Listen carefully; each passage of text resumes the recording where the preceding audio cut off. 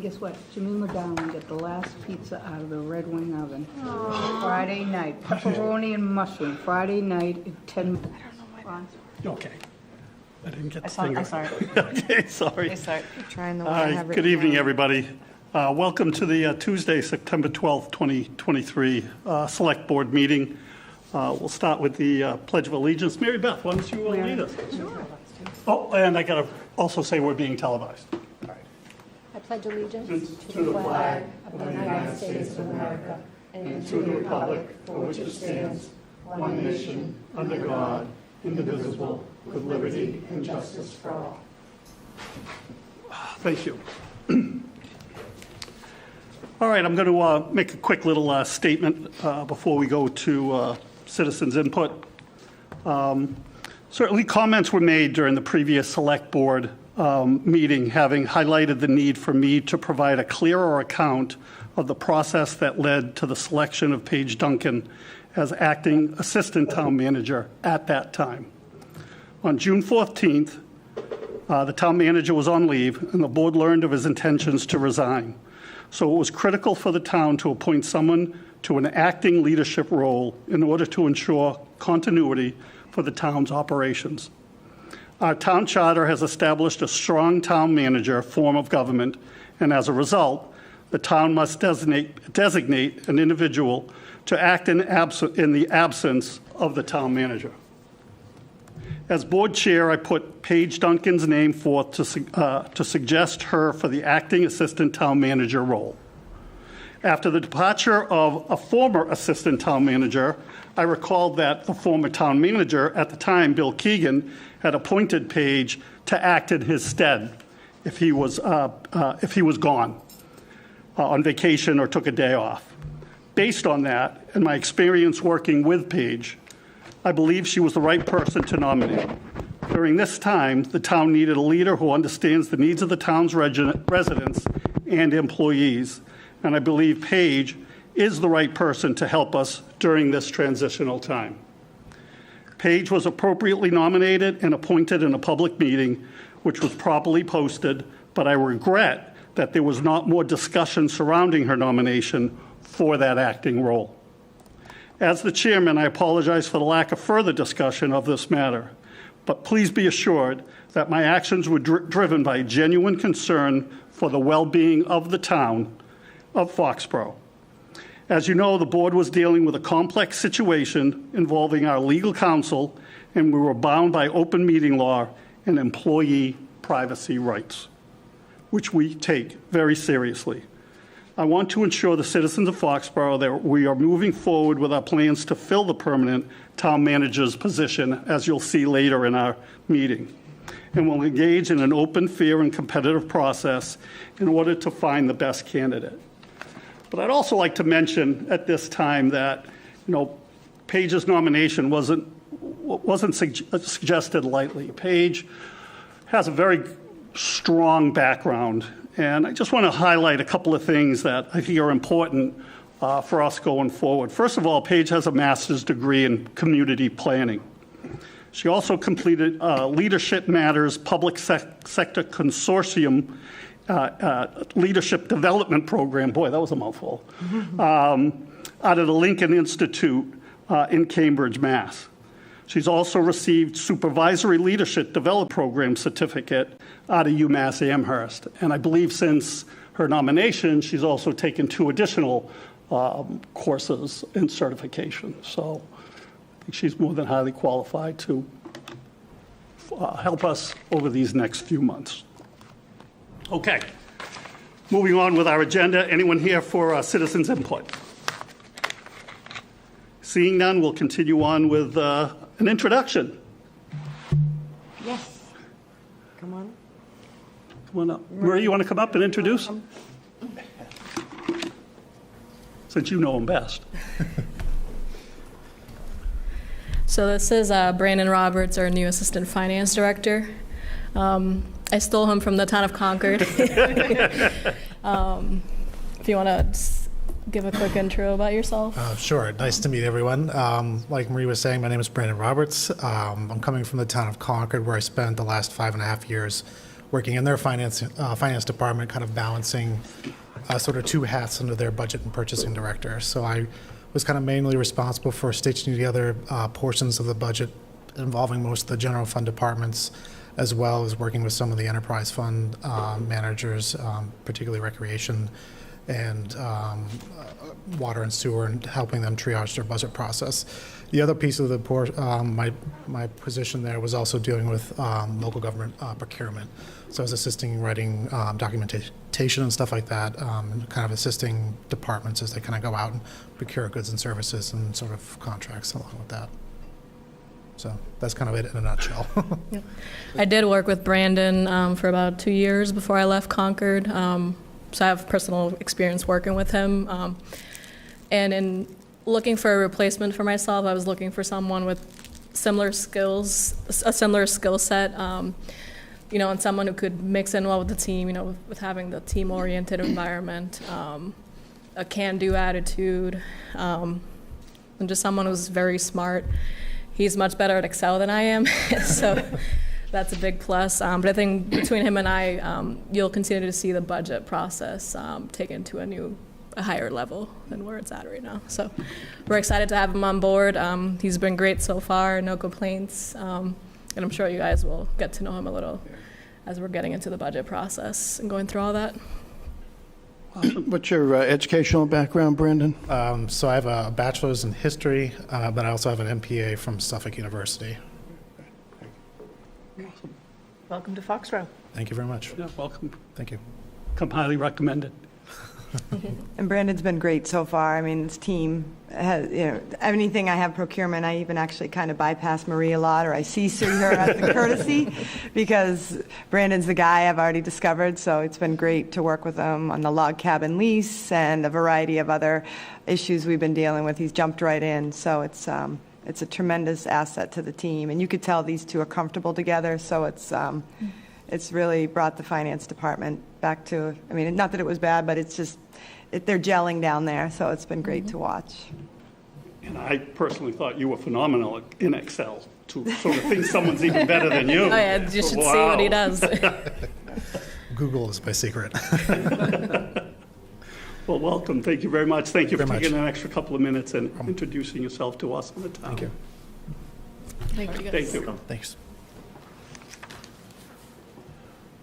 Wow, how convenient, Chris. Guess who's up?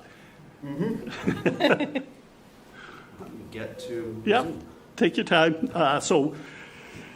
Chris is going to start with the strategic sidewalk survey results, and then a couple of other presentations he's going to make to us also, town bench policy review and assistant DPW director position. And I'll just give him a little time. He needs to log in, but I know his counterpart, Lance, was supposed to be here tonight, but unfortunately, Lance lives in North Attleboro and is dealing with flooding in his house right now. So otherwise, he would have been right there with Chris, but unfortunately, like 200 others, he is dealing with some pretty severe flooding situations at home. So that's what. So Chris, I think, just came running from football practice. Yep. He doesn't play. He's a coach. Oh, yeah, I heard you're coaching. I don't even think it's over yet. No, they're still going. Luckily, there's a good group of 6 of us that are coaching that team, so there's plenty of backup over there. And I'm just trying to connect to the internet.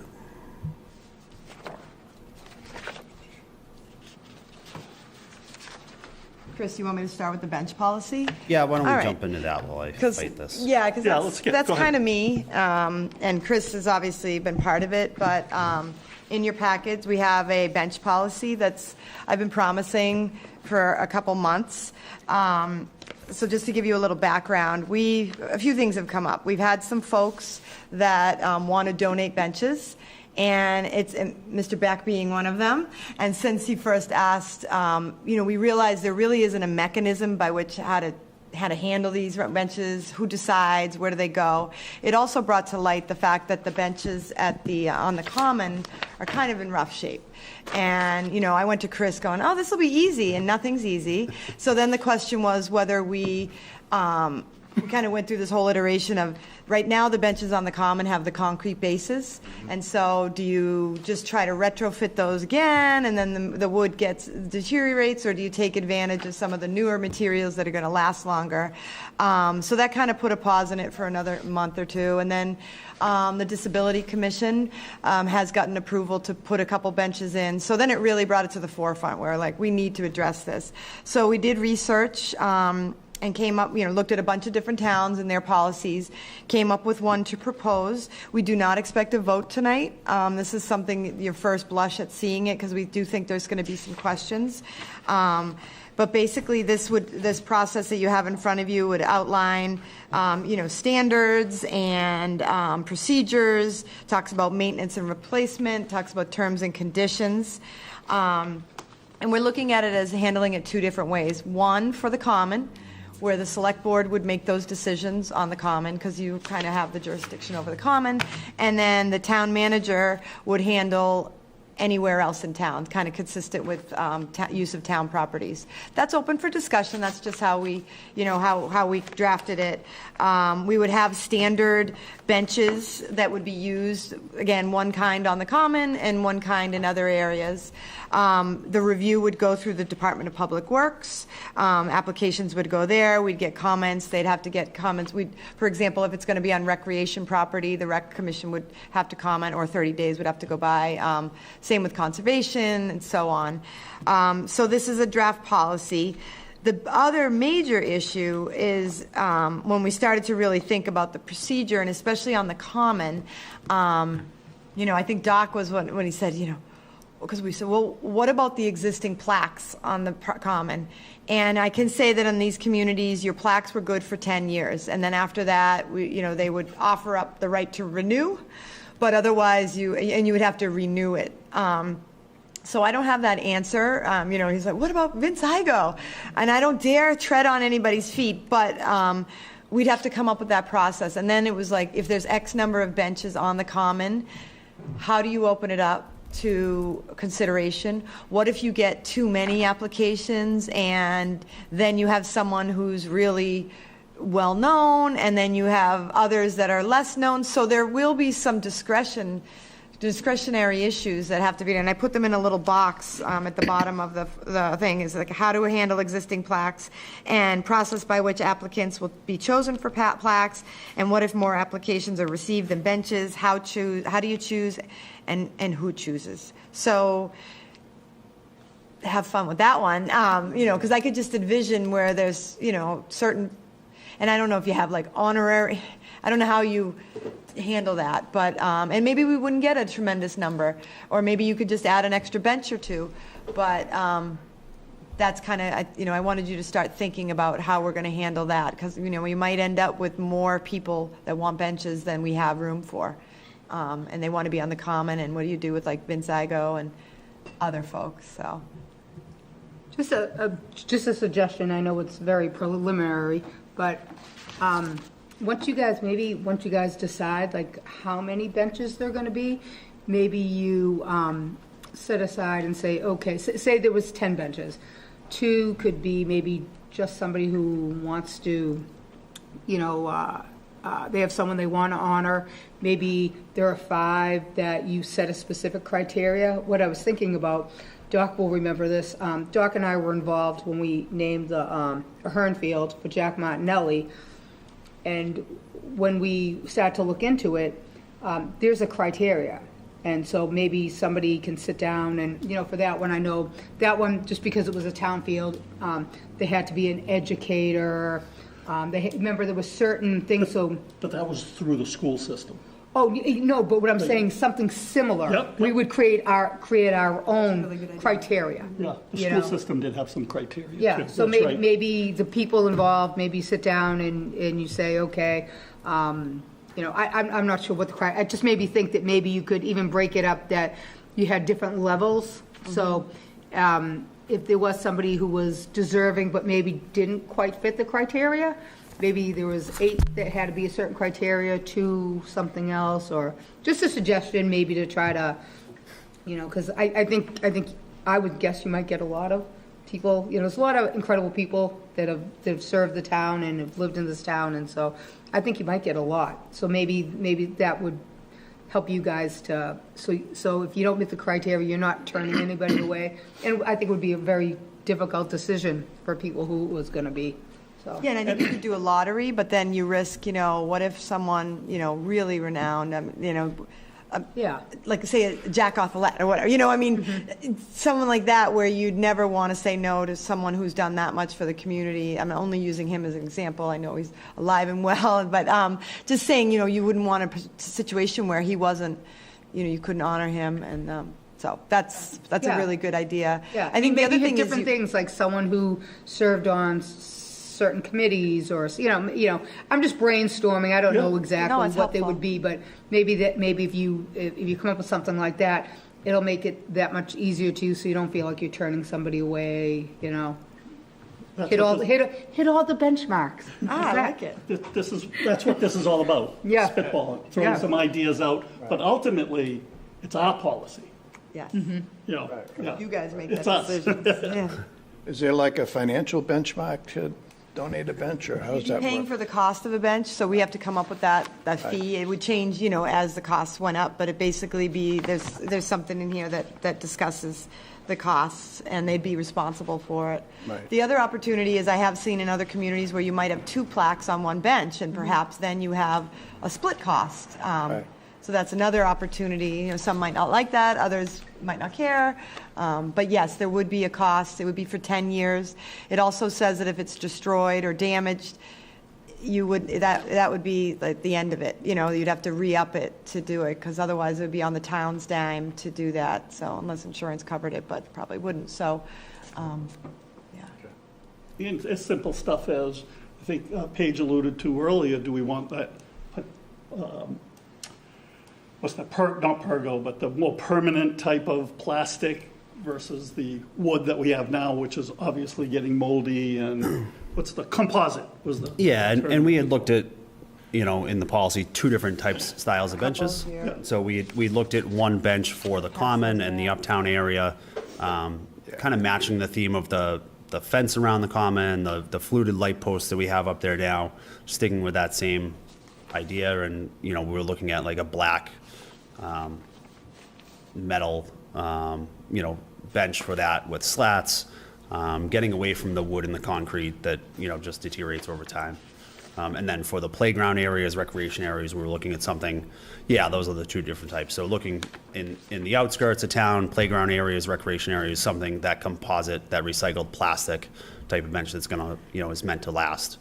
I did do a count on the common. There are 21 locations for benches that have the pre-poured concrete pads from the existing benches. Some of them have gone broken and missing, but they're on the common. There were 21 benches up there. I would not have guessed that many. Yep. And then another, we were thinking probably another 2 or 3 along Central Street, one in front of the steamer shed. So probably in the, vicinity of 25 benches, give or take, for the area, for the uptown area. I had 3 just quick thoughts. So under general, I think we sometimes are a little bit siloed, town and school, and when people think town property, I don't think that they would necessarily exclude a school. So I do think we should call out that it does not apply to the school. And I think at the same time, we should encourage them to have a policy, because there are many different benches I can think of at the Ahern or different places. So maybe try to wrap that in somehow. Under section E, I think we should say the policies are reviewed annually or as needed by the town manager and select board. And then, not to complicate things, but trees, memorial trees. I know we have a few of those, and I know one memorial tree is missing on the common, and someone did approach me about that. So, maybe coming off the heels of this, we can quickly, have, maybe it's even part of this, a little tree policy or a separate one, but I think it's good timing to maybe look at, there are a few of them. I know there's one that exists right here, there's one on the common, there's one at the Ahern, so just looking at that as well. We can easily incorporate that. Some of the examples we saw were both, but I wasn't aware there was, that we had memorial trees. I Yeah, guess. we So, do. okay. And one tree's gone. Someone brought it up to me, too. And there's a few along Main Street, too, in Yeah. front of my house, and a Yeah. little further down. I think there's 3 or 4. Yeah. They have plaques and everything? Yeah, Yeah. down at the base. Okay. There's Yep. one over by the horseshoe pits too. Yeah, so we do have some trees. People have brought up what happens. I don't know if the tree at the north end of the common was diseased, or if someone hit it, or what happened. But I think it's a good time just to maybe take a quick peek at it if we're reviewing this. Okay, we can definitely incorporate that. Any other thoughts, Seth? Yeah, I guess my only thought is certain certain, say their benches or their squares or their trees. So Mr. Igo's, I think, is permanent, should be permanent, because the town wants to have his name, live on. Other ones where there are folks who want to pay for it, maybe that's more of on a rotating basis, lottery type of thing. So sort of the ones that are designated, like these people, the town decided that they should be memorialized forever, and then the other ones are sort of pay as you go. I like that, like a permanent bench indicators. Yeah. Okay. So any other thoughts? This is, we'll bring it back. We're not taking a vote today, but, give a week to maybe look at it. Any additional thoughts, send it off to Paige. Yeah, And she'll collate it all and get it back to us maybe in the next meeting, so maybe. maybe. Maybe the one after Meeting or two. There's no rush, though. Yeah, There's no rush. Well, there This is was- kind of a rush, but I can't guarantee I'll have it in 2 weeks, but definitely want to get it turned around, because there are folks waiting, and I Okay. do want to get that taken care of. Good. So any further thoughts? Forward that to Paige. All right, Chris? All right. Next up, I guess going back one.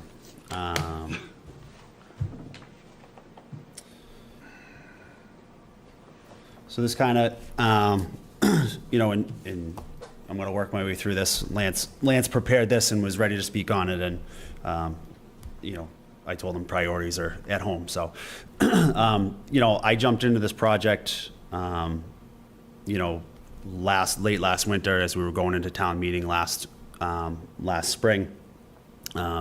Lance, Matt Brennan, and Andrew Putini with the fire department were all working on a project together to work on a strategic plan for sidewalks. This is the survey results, and putting the survey together was really a result of that project. Coming off of town meeting, the hot topic of sidewalks, should we be spending more money on sidewalks? Should we be doing maintenance work? Should we do expanding? So this is really, the survey that went out really talks about all that.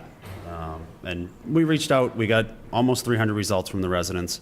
We were hoping for more. Paige's housing study from a few years ago and survey from a few years ago is kind of the benchmark, where she got almost 1,000 or over 1,000 survey results. Sidewalks apparently were not as hot of a topic as we thought they had been, or had been discussed. Could have been the time of year, putting it out just after school got out, people are away on vacation. But one of the things we worked on was, the vision statement for this project was, Foxborough residents wanted to participate in creating greater walkability within the construction of safe sidewalks, which are accessible to playgrounds, public facilities, bike trails, parks, etc., and meet the needs of the community. And again, that Leadership Matters team was Georgie Bishop. I jumped in last in the spring. Lance, Matt Brennan, and Andrew were really the driving team from the beginning of that project. One of the things that we hit first off in looking at how do we take care of our sidewalks was our budget limitations and availability. So going back, historically, we've really just had the Chapter 90 funding from the state. It does involve everything within the public layout. So we can use that for sidewalks, we can use that for road paving, we can use that for curbing, we can use it for drainage underneath the road, we can use it for those utilities, and everything within the public right-of-way, we can use that funding for. Unfortunately, it's not enough money to properly maintain the paved surfaces, never mind adding in the sidewalks, replacing curbing and all of that that goes into it. Meals tax, when it was initially appropriated and that funding was created, was going to be split between OPED and the roadways. The majority of that has been going to OPED in recent history. We did have a few years where the DPW benefited from that for our road paving projects, where we were spending over $1 million a year, which is where we should be. Unfortunately, that's dropped off over the last few years. And that goes into the financial policy that was revised in 2021, that we were looking to spend $1 million a year towards pavement management, which could include sidewalk renovation, maintenance, repairs, and expansion. Going into a little bit of our backlog for paving as well as our sidewalks. We have 94 miles of paved roadways, estimated backlog. So we do a pavement management study on our roadways. Usually we update it every 3 years, looking at a backlog of work of over $6 million. So if we were to do everything right now and get everything up to, a brand new riding surface, we'd be spending over $6 million to do that right now. Sidewalks were surveyed in 2019. We have 72 miles of sidewalks in Foxborough. And based on again, the backlog put together by the engineering company, we're almost $7 million worth of work that is needed just to maintain the sidewalks that we have. Yes. How much would you estimate, and maybe it's a mile, maybe it's 5 miles, have been unused for years, if not decades, and you could just dig them up, plant grass, and call it a day?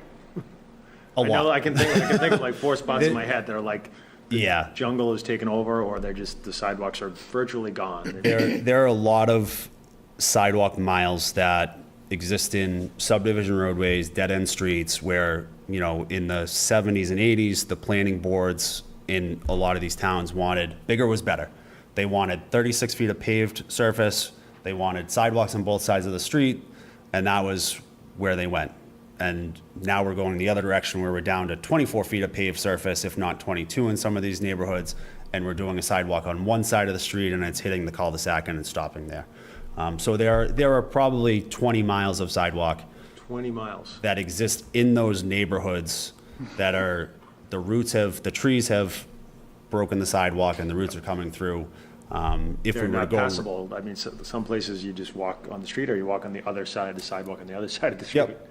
And some of those are in those neighborhoods that have very wide paved surfaces. So really, the roadway itself has enough room for Bikes. vehicles to travel, as well as kids on bikes and baby carriages and people walking their dogs. So that's something we have been looking at. We were looking at it through our MVP grant program, trying to reduce the impervious surface in some of those neighborhoods, in some of those streets. We do have a couple roads on the pavement list either this year or next year that have 30 feet of paved surface with sidewalks on both sides. So we're going to start to figure out how to approach those neighborhoods, let the residents know that we have to take a look at removing sidewalk from one side of those streets, putting grass back. With all the flooding, hot topic, with all the flooding that we're having right now, that MVP program was really geared towards preventing some of this flooding that we're having and getting the water back in the ground where it falls, instead of running to the low spots and causing the problems that we've been having this summer. So just thinking out loud, presumably taking that 72 down by some amount of miles, Yeah. it's cheaper to dig up the pavement and flip it over and plant some seed than it is to. And one of the issues too with that is, again, the way the specs were when they were building those subdivisions, they planted the trees in that 3-foot grass strip between the curbing and the sidewalk. Yeah. And in order to repair those sidewalks, we're gonna have to cut the trees down to remove that root structure. So now we're removing the trees, which are able to soak up that water that we want to put back in the ground. So that is something we've been talking about and looking at, and are going to continue to work on, and kind of part of our sidewalk master plan as far as where we can remove sidewalks, Yeah, put that okay, lumency great. back. So to get into the survey itself, some of the questions that we asked, first one, do you feel that Foxborough meets your access to sidewalks and walkability? Pretty simple, yes or no. We have, I'm blocked. About 25% of the people said yes, we are meeting their needs, and 75% of the people that responded said no, we are not. So that was, out of the 222 people that answered, only 25% felt like we are meeting their needs in town. But 41 skipped, which is a 41 big did skip piece it. of. Yeah. Kind of the second component of that question was really give us your opinion, like in words, put some text together.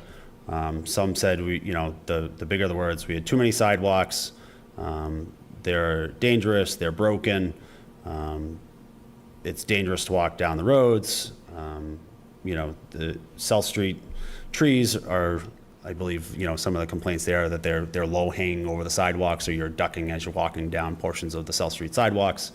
The sidewalks are narrow. Some of these some of these locations, Comcast Street, it's only a 3-foot wide sidewalk. It's broken, it's falling apart. So that kind of, gives you kind of a snapshot of what people were saying about the sidewalks in town and not meeting their walkability needs within the town. Chris, Yep.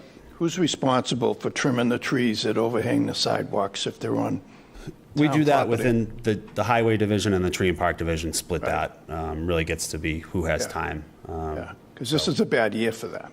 That's why I'm bringing it up. Everything is growing Right. very quickly. Homeowner be doing that, though? What's, like, whose responsibility is it? That's what I'm So- asking, Yeah. actually. Yeah, most of the trees, the street trees, that are within the town layout, we're responsible for them. Even if they're on private property and they're overhanging the public property, we have the right to go in and trim those trees and raise them up. We were actually just talking with the highway supervisor. He was mentioning that he's probably going to jump into that. It's a good rainy day job. Usually we'll wait until getting into the winter season when we know the snow is going to be dropping those branches lower. But he's noticing as he's driving around town, just the 1-ton truck he's driving around, and he's starting to hit some of these branches. So he's got his list going, and as we see them, we're going to start to work on that around town.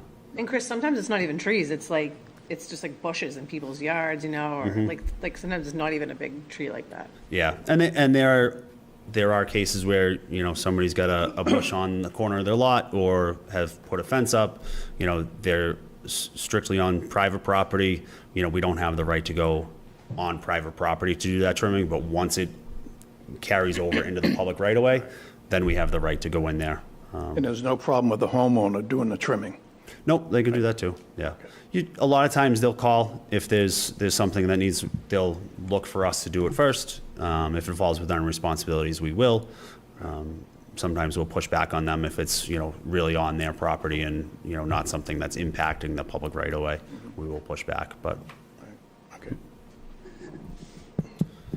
So another question, again, it seems like a lot of people skipped most of these questions just to get to probably the next question, which was, do you want us to spend more money in town on sidewalks? But, this question I think was important for the group. Would access safe maintained sidewalks affect your decision to live in Foxborough long term?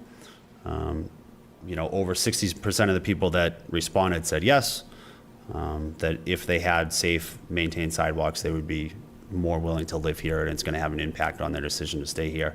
Less than 40% said that it does not have an impact on whether they're going to stay or not.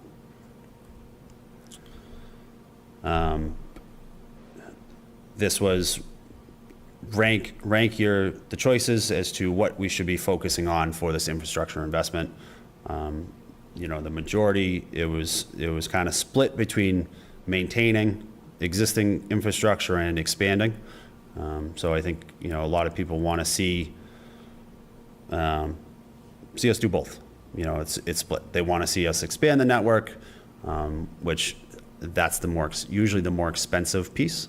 Whereas if we're replacing existing sidewalk, we know what that square footage cost is. There are a lot of unknowns when we get into putting a new sidewalk in place, similar to what we talked about on South Street a couple of years ago. We're designing the sidewalk on Comcast Street now that we received funding for at town meeting last year. So we're waiting on that design to figure out what the unknowns are, making sure that we're following everything in the public right of way, that we're not encroaching on anybody's property. And then a handful of people wanted to see safety improvements around town, similar to like the pedestrian crossing signs we have around the common, and then improving the trail network in town as well.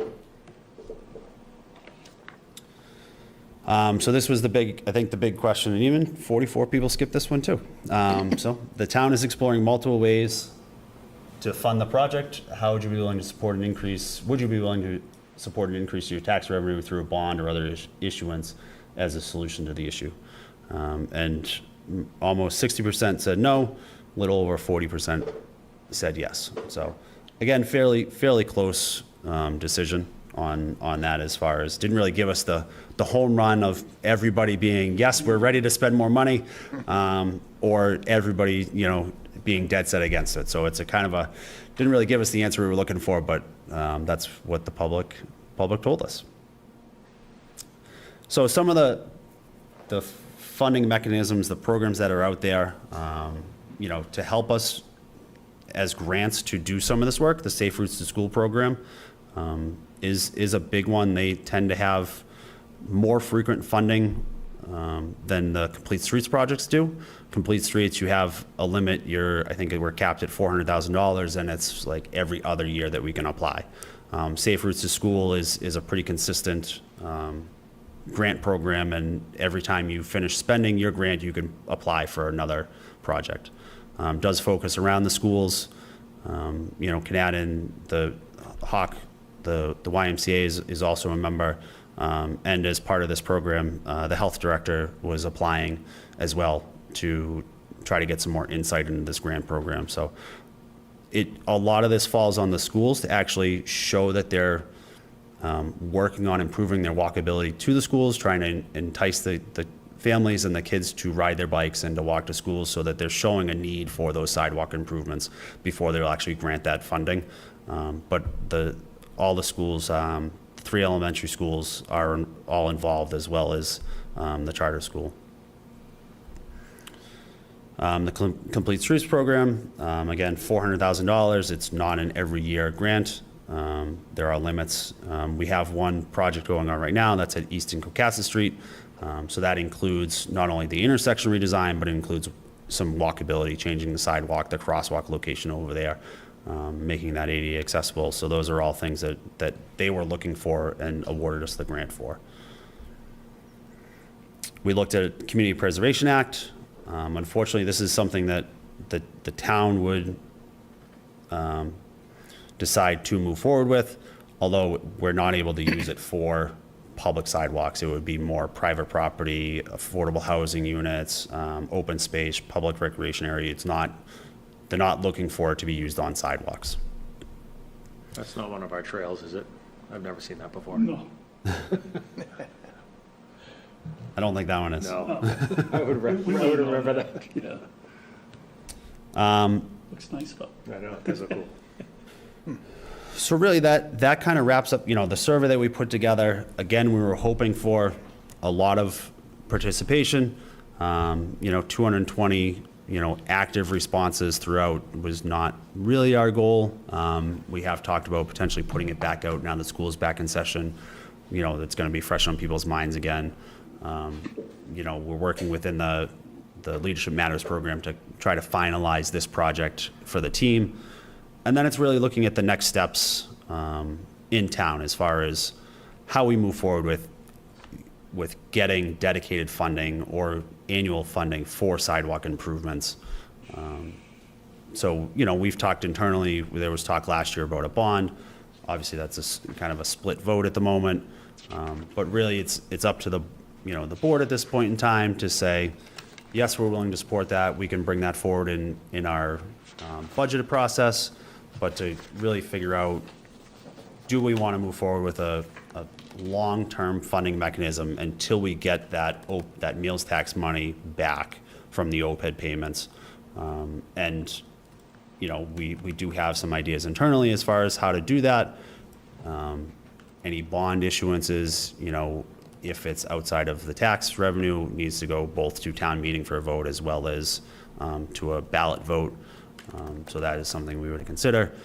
The other thing is to, potentially slowly build that into the operating budget every year, so that, we start at $100,000 and then we, up that to $200,000 and build a roadway management budget into our annual operating expenses. And it doesn't have to start at 100, but that's something we can, need to really think about. There is clearly a desire for that maintenance and expansion piece out of the people that did respond. They're looking for it, but it is really up to the department and the board to figure out where we go with that program. Any questions from the board? Under the category of major rehabilitation, Is that an area of priority, or is it something different? If we go back, Right there. so this really looks at the roadways, major rehabilitation. You know, the way that the engineering firm set these up is those are roads they would consider you tear down and rebuild. You're going to bring in a full depth reclamation. You're going to take all the asphalt as well as everything 1 foot below that, and you're going to rebuild the road. It's not something that we've done in Foxborough. It's very expensive. So it is, a lot of times it's not the main roads, it's, you know, subdivision roads. We're able to take the top 1.5 inches of asphalt off, you know, give it a new riding surface, and because of their low traffic roadways, you know, they're gonna last 12 to 15 years before we have to go back in there. So that's usually where those full depth roads are, at least in the 10 years I've been looking at the Foxborough roads, they're all in those private subdivision, or the subdivision developments. And it's not always doing the worst roads first. That may be kind of where you were going. Right. You know, with the funding that we have, we're trying to spread that out as far as we can. So we're doing pavement preservation, we're doing that routine maintenance, the crack sealing. We've done a lot of the Cape Seal roadway projects in town, the rubber chip seal. Those are, you know, it's a surface treatment. It's meant to just hold the road together 5 to 10 years. We've been getting 10 plus out of some of those methods. And I think they've done well. Unfortunately, when you do them once, you can't do them again.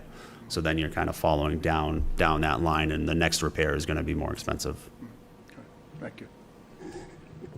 I was gonna say, I just think it kicks it off, more to come. You know, it would be nice to see more people respond to the survey. I think if it's 218 and 40 people didn't respond, you know, it makes it a little bit tough. And then just balancing, you know, what do we want versus what do we want to pay for, and coming up with a plan. Yeah, it was such a hot topic that you think more people would have responded, you know, at town meeting, so. Come up. Also, Chris, is it, not that you would know this, but we're with the OPEB, is it 2032 that we're expected to be? Somewhere around the early third. And then once we meet that, it'll. 32. We'll always have to pay something, won't we?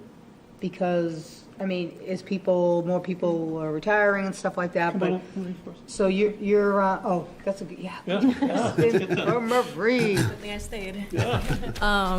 So right now we're contributing $1,064,000 each year. Once your liability is fully funded, you will have an ongoing cost, but it won't be anywhere near that million.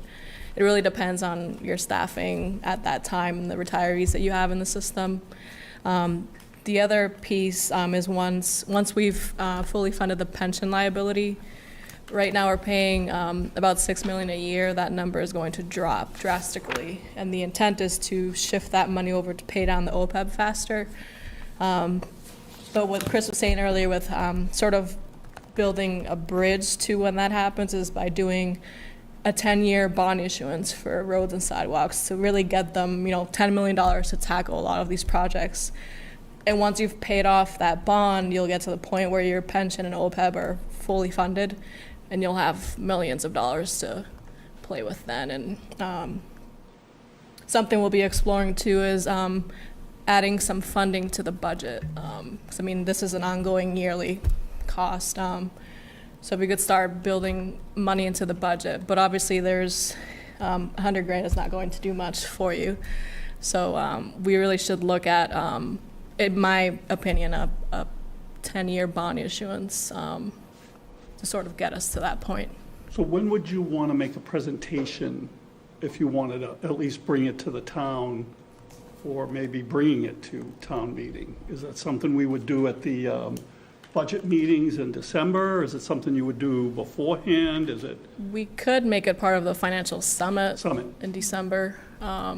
We could come with some numbers like what it would cost the average taxpayer for the bond issuance.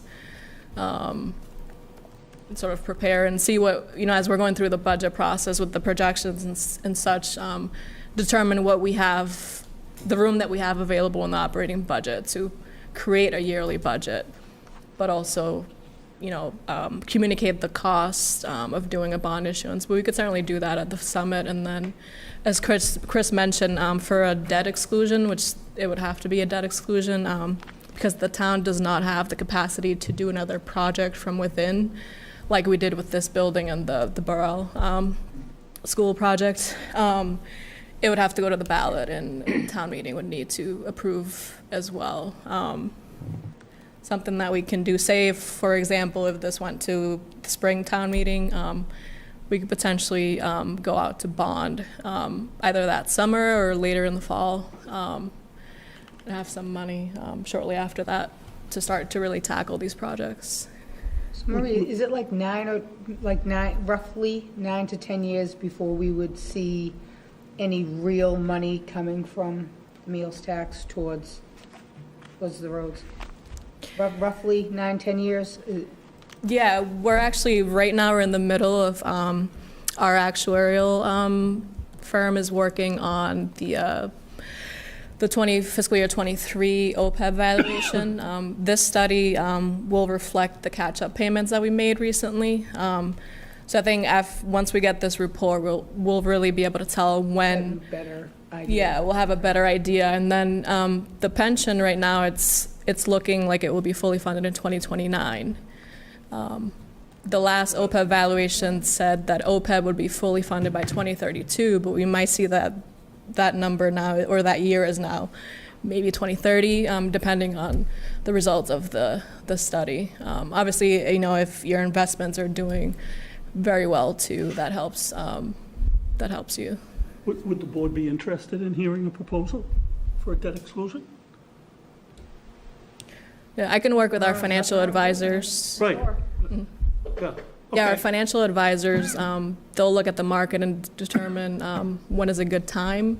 They can give you a good estimate on what it costs right now to do a bond issuance. We could get you some numbers for that for the summit. Let's do it for the summit. All right, great. And thank you, Marie. So just while you're here and we're talking roads, just fill us in on Mechanic Street. Do we want to go back to? Oh, I apologize. Yeah, you came up for a second. Thank you. Is there a mic there? Okay. Nancy Morrison, South Grove Street. We're talking sidewalks, repairing, fixing. What about getting a new sidewalk? We've been asking for sidewalks for over 50 years. We don't have any sidewalks. We're a main throughway for Rhode Island traffic, the casino traffic in Plainville, the stadium traffic. When the 495 and 95 gets backed up, they come down South Grove Street. We have older people, we have babies in carriages, we have pets, dogs, people walking. It's a death trap. So who do you have to know to get on that list to get new sidewalks? I've been calling, I did the survey, no response. So what do you have to do? So it really comes down to a funding mechanism. We've been hearing that for over 50 years. Right, so I think. And you're that- fixing sidewalks in town before you put new ones in. We need sidewalks. We pay the same taxes as everybody else, and we don't have any sidewalks. We've had telephone poles hit, we've lost power, we've had trees hit. I've almost gotten hit a few times. My neighbors have almost got hit. The police did, they did a survey. We had a post put on one of the trees. An average speeding rate is 4%. We're at 11. That's how fast the traffic is on my street. I'm telling you this, it's dangerous. Something's gonna happen. Okay, I just wanted to point out, do folks know where South Grove Street is? Yeah. Okay, I'm surprised because we're a forgotten street. because you go, yeah, you're, Of Plainville and Mansfield. right. And like I said, we get Rhode Island traffic, we get stadium traffic, we have Home Depot traffic, we have Plainville traffic, casino traffic. GPS takes 18-wheelers down the street. We have new apartment buildings going up. The GPSs are taking them directly down my street. And so do they come from Tremont Street in Mansfield, or Yes. West Street, or both? All over. Okay. 106, Yeah. 495, 95, Route 1. Nancy, when I remember, when did the police do that study for you guys? It was maybe 3 or 4 years ago. Okay, that's, We're at 11%. Yeah. That's 3 times higher than normal. and then once that study's done, Chris, did that information go to you, or? I don't Were you recall already seeing it. DPW director? It was Roger probably was still here. You probably Roger was still, still you were here, still, you yeah. were here, but. Yeah, I don't remember seeing it. I can certainly talk to the police department on it. I got a and copy get of it. it. Yeah, I remember, maybe Yeah. when we were, do you remember when we were at AdCom, maybe listening to something about it? I don't know why that would be from Ad, but I remember the study. Yeah. I do remember. And when I say bad, I mean, we've been there 25 years. Traffic is incredible. It's gotten so bad, So how, speed-wise or volume or? everything. I mean, kids now are riding down the street. I look out my window and I'm afraid to look because something is gonna happen. So what is and- on either side of the road? Is it? I'm sorry? Is it, what's on either side of the road? Nothing. There's, I mean, just one sidewalk, just a partial sidewalk, anything. I haven't even gotten up, we've had a berm broken for 2 years, we can't even get that fixed. Is it a thinner road, When a you tight turn road? off, when you turn off 106. Yeah. You take a left over the bridge, which is also another danger zone. We need some kind of a flashing light because just recently a car got hit. When you turn off Going out South north? Grove onto 106, Okay. it's the bridge right there. Mm-hmm. People don't know there's a street. We just recently had an accident. They don't A know if it's car hit. North Grove or South Grove? Well, on 106, when Yeah. you're coming from North Grove, Yeah. you take the bridge. Yeah, okay. People don't know there's a South Grove Street. Oh, I see. And they accelerate, and somebody just recently got hit coming out of South Grove. I gotcha. I mean, it's just, it's terrible. It's bad. I want to drive down and just take a look. When you- Yeah, I think when you North come Grove, off- South Grove, I mean, West Street, there's a lot of streets that people walk on that are narrow, and When you come off 106, it's wide, but then it narrows right before my house. Okay. But, I mean, we've done petitions. People are willing to give up however many feet in front of their house just to put a sidewalk in. Like I said, for over 50 years, before me, it was somebody else. 50 years, we've been trying to get sidewalks, and the traffic is getting worse and worse. I think ultimately, you know, if we push this bond issue through and, you know, the problem is, you know, the little bit of funds we have are being stretched as much as possible. Well, But maybe but maybe this bond issue where we can get $10 million. Well, these other sidewalks are getting fixed, which means to me, they already had sidewalks. Maybe put sidewalks into people that don't have them yet. I mean, that would be the fair thing to do. We pay the same taxes as the rest of the town. We are not getting the services. Yeah, that was kind of where I was going with my other question. I really meant it for sidewalks. Okay. I mean, is there a way to prioritize the needs here? You know, I mean, Seth talked about, you know, ripping up sidewalks that are no longer needed, you know, so take them out of the equation completely. But are there areas of priority in terms of you have limited funding, negligible funding, so one way of stretching that is to really look at the highest safety risk areas and maybe focus on those as. or the priorities. walkability areas Or the too, like walkability, people are right, going. Right. Yeah, I and know it's probably a big undertaking, but it might be a way of, yeah, and some of that comes with the ADA transition plan that we've done, and we look at, you know, the heat zone mapping. I think we've presented that in the past, where you're looking at where's the highest concentration of foot traffic, and really it was, you know, it was focused from the Taylor School, up South Street, through the Common, past the Y, up to the Ahern. You know, that was really where our heat mapping showed the most foot traffic, and, you know, kind of looking at dedicating that funding to that area. Yeah, by That's that with metric, existing, but- South Grove is gonna, We're just as busy as South Street. I would argue that with anyone. We are And- just as busy as South Street. And they have sidewalks on both sides. Well, the fact that the police took the time to do the study. Well, and- because I called them and bugged them. Yeah, but no, but I mean, and if the results are showing what you said. Yes. Chris should at least get a hold of that. And I get it. I mean, most likely, you know what? If there's a tiny leak here and a big gush here, what do? We run here. Let's just take care of that. Well, Fix I've that, also and then asked we go for, there. I've asked for Yeah. speed traps too, and I haven't really seen much of that. So, yeah, and I Town make a lot get of it. money just from the speed There's traps. only so much money, but I think Doc might have hit it right there, is if, you know, I think some of the places that we've taken the time to look at, and if the data has come back, that there's a lot of speeding there, and there's people walking on that street, it might just be something for us to, I'm not making any promises, Nance, but Well, I it's think something to Heat- look Heat at. maps have to do with people walking, or does it have to do with cars driving? Just to define- Walkability. So the heat maps, when we say the heat maps are up South Street, that's people walking, not cars going up. So, Well, I'm, like I said, we have both, so. yeah, no, I just wasn't sure kind of what it looked Yeah. at, so I just, mean, over 50 years, I would think we would take, first place, but that's just, Yeah, I mean, there's a, Putting in sidewalks as opposed to fixing, original sidewalks. I mean, that's, it just doesn't seem fair to fix them first before we even get any. I mean, I'm scared for our street, for our residents, because, like I say, the traffic has just gotten so much worse, Okay, so. thank you. Thank you. Thank you. So while we were on the streets, just Mechanic Street, giving the town a little heads up on the flashers that we see on Mechanic. Sure. So I can just touch base on the projects we have going around quick before we jump into the next topic. So Mechanic Street going towards the Sharon Town line. There are, Mass DOT has a project that just started due to the Sharon Gallery construction. That Sharon Gallery project is finally going. That's across from the Shaw's Plaza, right as you cross over 95. There will be all new signals from the off-ramps, the two off-ramps of 95. Those will both have signals, traffic signals.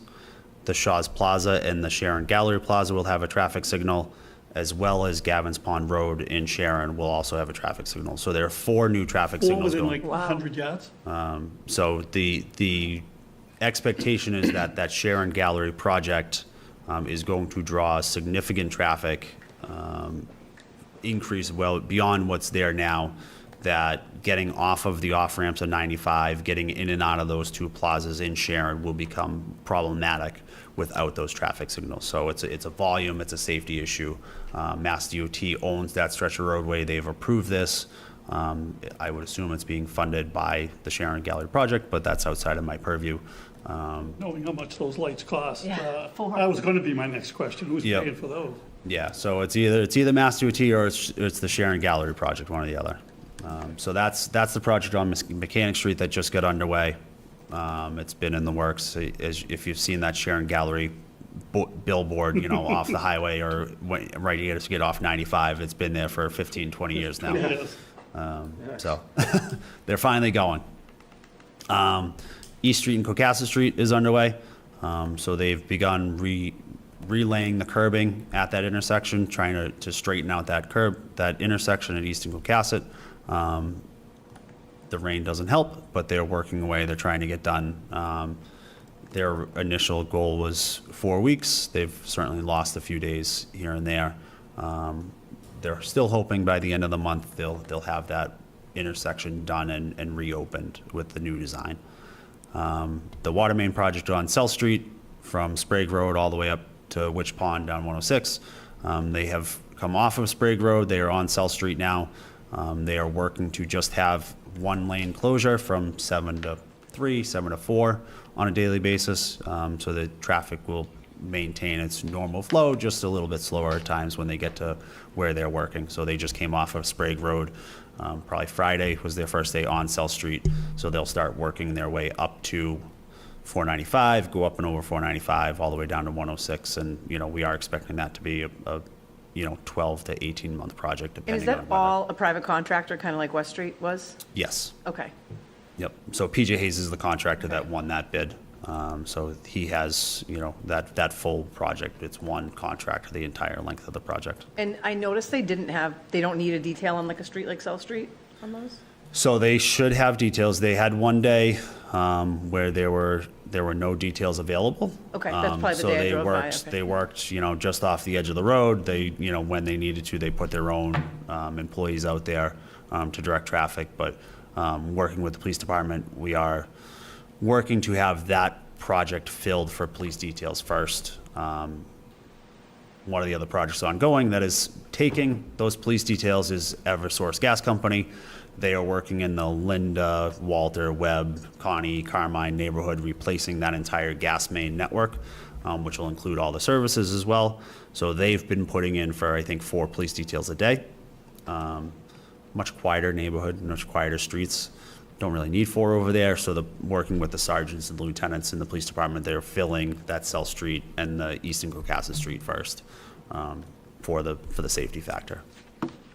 So that's the other project, the gas main project. So this is kind of 4 major construction projects going on right now. Thank you, Chris. Chris, is one of those lights going to be pulling out of Sharon Woods too, or no, or just at the Yep, off- Gavin's Pond Gavin's Road, yeah. Oh, okay, Yep. all right, perfect. And question about something, till it's a problem, but will it, at some point, obviously, when we have a stadium event, will there be something like they do kind of on Route 1 where maybe they have a police officer with the lights or something like that? Because that area backs way up just a normal, like even a concert or something, not even just a game, a concert, with no Traffic on the lights. highway. Yeah, that's what I mean, it's just everything's gonna back up. Will they, I mean, I know, that's Yeah, not your call, I'm just curious if you've heard anything talk about, like, whether, like, they'll look at some of the, like, they'll do a traffic study, not us, or something, just to see. Yeah, I mean, right now, they don't do anything at the Oak and Mechanic Street intersection. So I believe that before and after games, they'll let them run Yeah. based Well, on I'm the saying now timing. you're gonna be stopping the traffic on Mechanic Street, well, that technically is Main Street, that area, but you'll be stopping traffic now. So it's not just normal traffic waiting to come in and out, so, I mean, that's gonna create, like, same thing, if there's a light coming off and on ramps, Yep. it's the same thing, everything's just gonna back up and, Yeah. not our I think problem, I when- guess I was just asking Yeah, probably better for out the of police chief or out of something. curiosity, you know? Yeah, so we'll have to look at it when the time comes. Yeah. Thanks. Next up. All right, so I'm still here? Yes. They have, something we're looking to do in the DPW, we're looking to kind of make a structural change in the organization, looking to create an assistant director position that I would combine with the town engineer role. So it would be a combined position, promotion for our existing town engineer. Kind of similar to some of the other departments within town. Police, fire, finance, they all have, assistant police chief, fire chief, assistant finance director. Really to help with, primarily have a second in command that still has day-to-day operational duties. He will still function as the town engineer, but really take some of that day-to-day weight off of my desk so that I can focus on some of the other strategic planning in the deep department and for the town. So some of the things we, in talking with my own internal staff, talking through with Paige and Mary Beth, we did meet with Personnel Wage Board last week. Some of my reasoning for bringing this forward, we've seen a 20% increase in growth in staffing over the last 10 years since the DPW was created. So we've grown from 37 positions to 44 positions. So outside of the school department, we are the biggest department in town. We have an annual operating budget, which includes water and sewer enterprise funding of over $9 million. And looking at short-term infrastructure projects in the next 2 to 3 years, we have roughly $40 million worth of infrastructure work just in the next 36 months. That includes state grant funding, federal grant funding, ARPA money, SRF, state revolving funds, as well as enterprise water and sewer funding, potential local capital funds for the DPW expansion project. The grants, the ARPA money, SRF funding have some pretty cumbersome paperwork to make sure that we get every penny that we spend back. And, one of the short-term needs is to have the ability to focus on that paperwork to make sure that every penny that we spend on those projects we're getting back. Because we don't want the town on the hook for any of that any of that infrastructure work that Paige has worked so hard to get grant funding for. And then I hand it to them.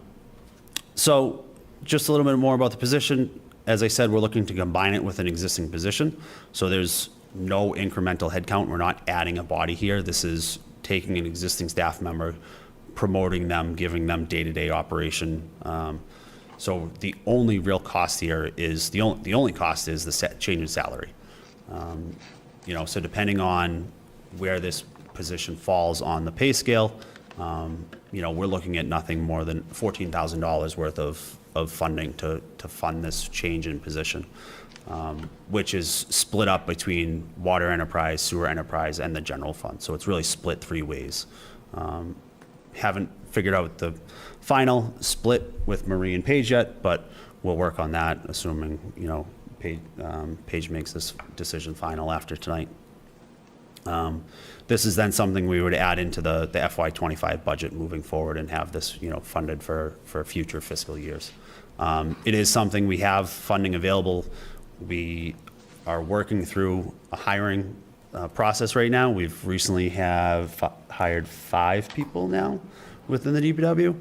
So going through the first few months of the fiscal year, we have salary savings that we have not spent. So we're able to fit this within our existing budget for this fiscal year. Has been discussed with Water and Sewer Commission members as kind of the keeper of the enterprise funding. They are supportive of this change as well, and that change in use for their funding. So, really looking at, the change in the last decade, the span of control for the DPW director really is just too much for one person to handle and manage. In reality, I was doing that while Roger was the director here. So when Bob Swanson retired, I was hired as the town engineer, but knowing my path forward, I kind of took on as much as I could. I had the highway supervisor, tree and park supervisor, equipment manager. They were coming to me directly as the town engineer, really for my benefit, to make sure that if I was hired as a director, that transition was as seamless as I could be. And really for the last 3.5 years, we haven't made that switch to Lance as the town engineer because he's the town engineer and we've had him focusing on that job function. So really trying to make that position what it should be and create it as a assistant director with the town engineer responsibilities. Really what that'll do is help me focus on something, like I said, the strategic planning that I'd like to work on, the grant spending and collection of that revenue. We have OSHA regulations that have been adopted by DLS with the state that we need to follow. And I'm not only responsible for the DPW employees for that, but I have been designated and appointed since I was promoted to the DPW director as the OSHA representative for the entire town. So, something I haven't been able to do is to work with the other departments to make sure that the town is meeting all of those OSHA regulations. Everything from my employees who are in heavy equipment every day to crossing guards have to follow OSHA standards. So those are things that, I haven't been able to, as the representative, actually focus on with the current workload. So, kind of to wrap up, in my mind, it's kind of a minor change financially, but it is pretty important for me to be able to make this structural change. And I think it will be pretty drastic for my workload and for Lance's workload in the department and the town.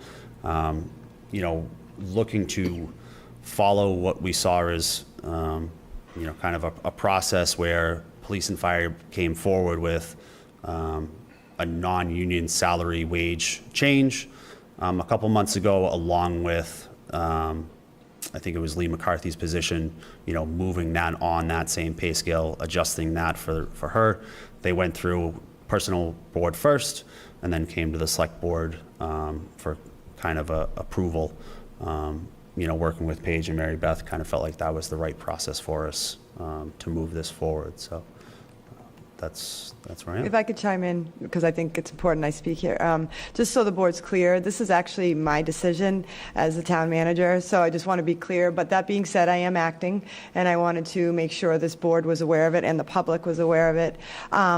where your rights stand is the right to veto the reorganization. So that's where you come into play. We'll work out the finance, as we said, it's absorbed within the budget this year, and we were successfully able to get that position out of the union, which is something to be proud of as well. So why now? Why would I do this right now when I'm acting? It actually is kind of Marie's fault. Not really, but, and, at the end of June, we've gotten a lot of grant funding of late. And as Chris said, he's got $40 million in construction projects in the near term. A lot of this with Walnut Street and all the grant fundings we've been getting, like he said, the paperwork is overwhelming and the procurement is overwhelming. Marie contacted me at the end of June and said, hey, we have this reimbursement. And Chris does a phenomenal job. He really does. But I was worried at that moment. It hit me like that. Poor Chris is like carrying all of this, and if something doesn't get submitted by June 30th, then we risk not being reimbursed. Everything we do is up front, and then we need to get it back.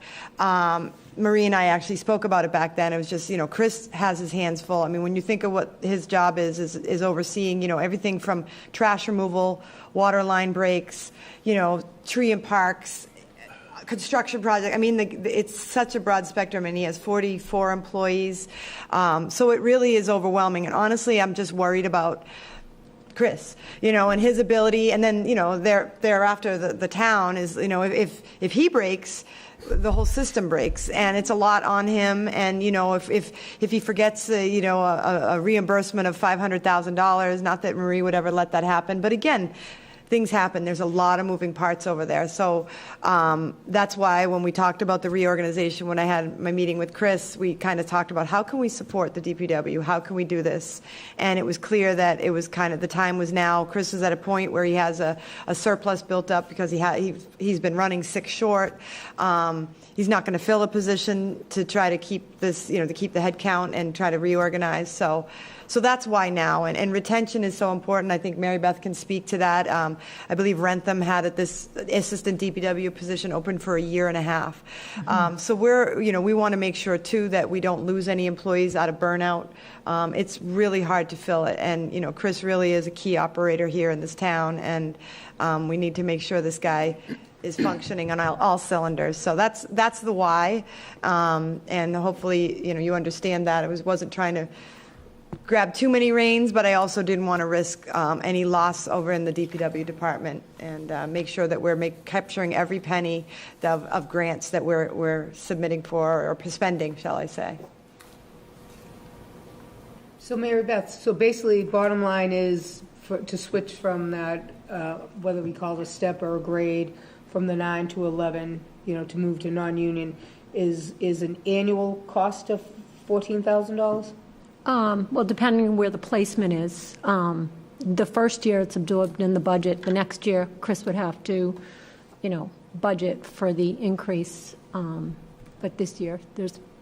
Yes, but I mean, Between 11 and 13. It's an annual change of salary. Yes. So I $14,000. agree with Stephanie that it's, regardless of whether there's money in the budget, what she's talking about is the incremental cost Right. for 20, for this year and then for the full year. Yeah. So that's really the real hard numbers.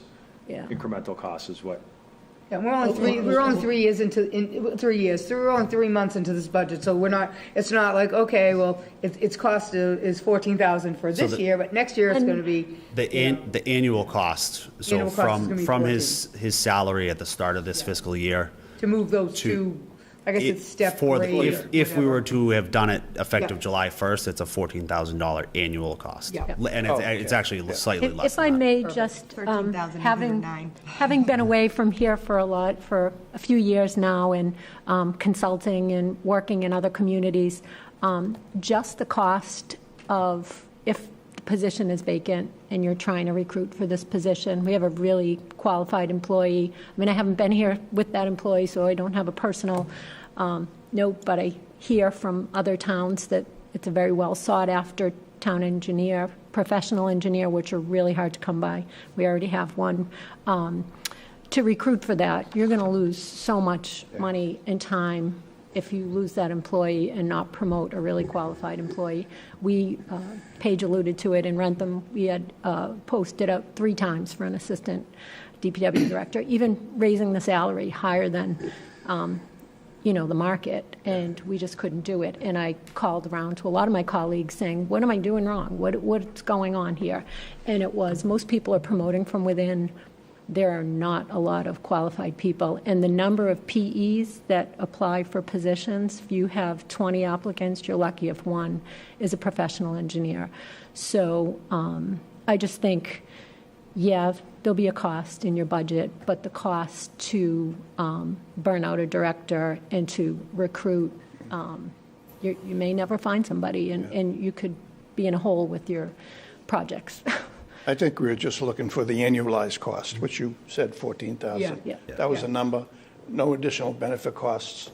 It's a good proposal. And would we have to then approve, and the Personnel Board approve, the new non-union, what's it called, the non-union managerial pay plan to add that position on there? So we would have to do that, though, as a board, from what, unless I'm misunderstanding So it. the current pay plan that you approved a couple of months ago, it would fit in with the other departments. Okay, so we wouldn't have to, we would just slide it in, then we wouldn't have to like reapprove it or anything like that? Yeah, it would be with, an adjustment. I don't know if that's already been posted with the town clerk. That's usually what The happens. original pay plan Yeah. has, yes. Yeah, the yes. 7/19/23 was Yes, posted. yes. So, it would fit in, Okay, so we in don't the have to do job. anything to put a new job in there? I don't believe so. I think we discussed it with the Personnel and Wage Board. We talked about what Yep. step it would be on that chart. But we named the positions on the chart, so we'd be adding that position, so that wouldn't. Right, it would be in the job family of an Okay, assistant okay. department head. And just to comment on the job description, it's like my passion in my world, and it's a really very well-done job description. I think it encompasses all of the work and certainly warrants the placement. Right, and if by chance, down the road, Lance decided to leave, if we were to replace him, we would be looking for somebody who was an engineer and would be able to be your assistant. So Yes. we would be looking just to replace exactly what Lance is going to become. And right now, you think you're going to try to absorb it, some through water and some through your budget? Yeah, so his position is currently split between the 2 enterprise budgets and the general fund. It was heavier on the water and sewer side previously. This would give him more responsibility over the general fund staffing divisions. So we haven't talked about what that looks like, for a future split, but that's something that, assuming, again, tonight went well and Paige finalized this, that we would discuss with Marie. We have a lot of my positions split between the 3 divisions. Our GIS staff is split, so we have a lot of them that are currently split between the 3 funding sources. So this would be just a change in that split. And I think until you really work with Chris on like projects, whether it's the Uptown parking lot or, the Walnut Street project, like you don't realize how much goes into some of these projects. Like you said, nothing's really easy, even if it's, doing sidewalks, it's putting in all the ADA stuff. So just the amount of paperwork and everything that Chris has on his plate, it's amazing. You do a great job keeping up with what you do, given everything that you do too. Thank you. It's a lot. All right, thank you. Thank you, Chris. I think you can go eat now. I don't think I'm done yet. Oh, no? Oh, the warrant. Oh. Yeah, we got one more. I got one more piece of paper. Okay. We bundled them, though. We gave them all, everything in a row. So coming up next, we had a meeting a couple of weeks ago about the potential need for a special town meeting, and I'll let Paige talk about the meeting and why we're decided to go forward with one. Sure. Well, we were all hoping not to have a special town meeting this year. We were really, really hoping. But Bill Yukna, being the responsible permanent building committee chair that he is, has been keeping an eye on the DPW building and that whole project. Now, if you recall, funding has already been passed to forward the design of the expansion. But we all, if anybody's driven by there, you know that the garage itself is in rough shape, and that's always needed some updates. So after talking to Bill, it became clear that there there was a two-prong issue. One, it's going to be financially beneficial to move the renovate, or sorry, the fixing of the existing garage and keeping it separate from the new expansion, because it's actually a rather small project in the world of projects, and we believe that by having it done by, say, a roofing company repairing the roof and not having it go with the big GC project that will be done down the road for the full expansion, you'd actually get the smaller entities able to bid without the higher carrying costs. So I believe it was estimated somewhere around $150,000 in savings. But the more urgent reason to push it forward is that Bill was concerned that the facility might not make it through the winter, in particular the boiler and the roof. So he was very worried that we could end up, because we were pushing for a special town meeting maybe in January so we could do some more financial things. Because the problem with doing a town meeting in October is the free cash isn't going to be closed out. So with the DOR's recent cracking down on holding town meetings too close to the free cash, we aren't able to hold another town meeting. We're doing it in October with no cash sort of transactions, or we'd have to wait till January. But again, Bill was very concerned that waiting till January, we could run the risk of the boiler failing or the roof failing, and then you're spending all sorts of money in an emergency situation. And as he pointed out, there is no place for the DPW garage to go. If that fails, then Foxborough's in trouble. So for that reason, we convened a meeting. I had a meeting with, and we invited Doc, but we had Frank Spillane, the moderator, the town clerk, we had Bill Yukna, we had finance there. We all got around a Zoom room, and we talked it through. And even though knowing it would be possibly just a single article, which it turned out we added one more, but Bill was very, very strong in the urgency of moving this forward. And I think Chris could speak to that more. But I will say that we did, ironically, during the Zoom meeting, I got an email from Mark Craig, who had an article that did not involve free cash, that had to do with a revolving count. And he said, I think I could, if you end up having a town meeting this fall, which he had no idea we were in this meeting, I think I could get seniors to come to this meeting, because that was the one thing we were talking about, is how do you get people to come for a single issue? So when we heard that, we kind of said, all right, if you can get the folks in, we're going to give it a shot. We really do think it's important. And then I'll hand it over to Chris on, I kind of stole all your thunder. No, that's but right. If you have any sort of details that you and Bill Yukna discuss. Yeah, so, similar to what we did previously with the design funding for the expansion, there's leftover money from the Borough School project that, because it was issued through a bond, can only be reallocated at a town meeting to another building project. So, previously we took almost $800,000, dedicated that to the design of the expansion. He still has, at the moment, $400,000 to $500,000 that he is comfortable releasing from the Borough School project.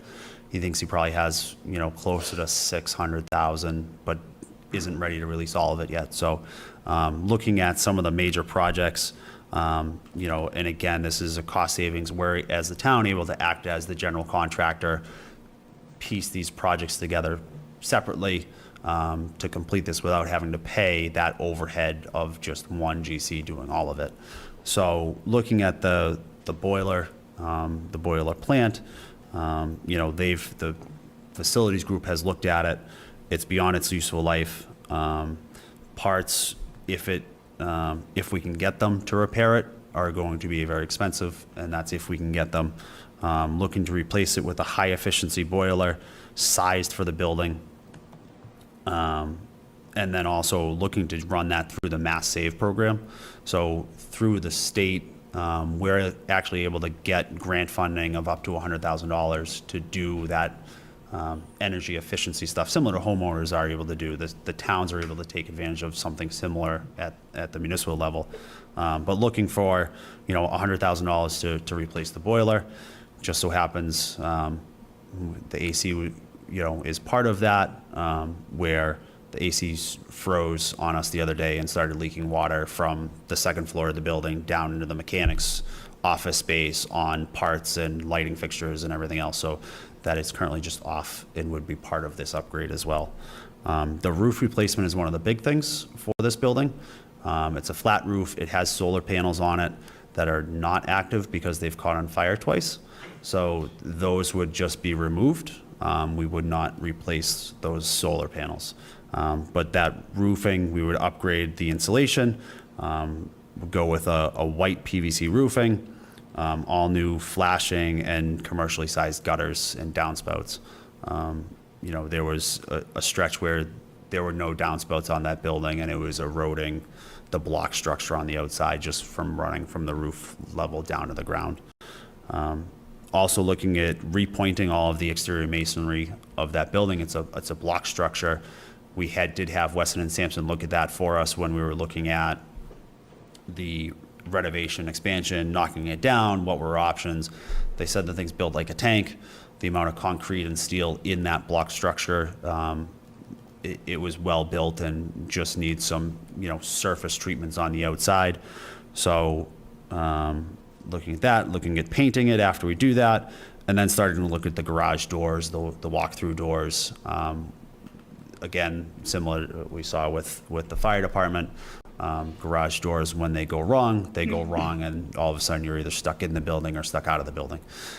So, looking at spending the remainder of that on garage doors, obviously with the mindset of some of that space may get repurposed to a different use in the future. So, something like the garage doors in the middle of the building, if we're going to repurpose that space for locker room or, a break room or, whatever we might repurpose for, we may not need garage doors on that. So we'll kind of hold off on that space until we, get through a full renovation down the road.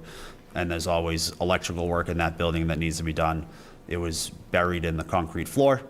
So anytime we have an electrical issue, there's really no way to fix it without running it overhead. It's just been getting pieced together for the last 40 years. So, at the moment, we're looking at, roughly $450,000 to reallocate from the Borough School project to this renovation work. Looking at, an October 16th town meeting is where we are. We've talked to, I talked to Mike Brown about advisory committee having a meeting on September 27th. If we can do it in one night, do it in one night. If we need October 4th for a second night, we can do it a second meeting on October 4th so that they get 2 cracks at it if they want, as well as coming back here in 2 weeks to let you guys digest and have a second chance for questions. And Bill will be here at that meeting on the 26th as well, so can help answer any additional questions. Yeah, so basically, it is rather quick. You'd need to open the warrant tonight, and then we'd need to close the warrant at the next meeting. And then it has to be posted right away to get that 14 days in. So it is a very quick turnaround. I should go over the second article, has to do with revolving funds, and it has to do for the Council on Aging.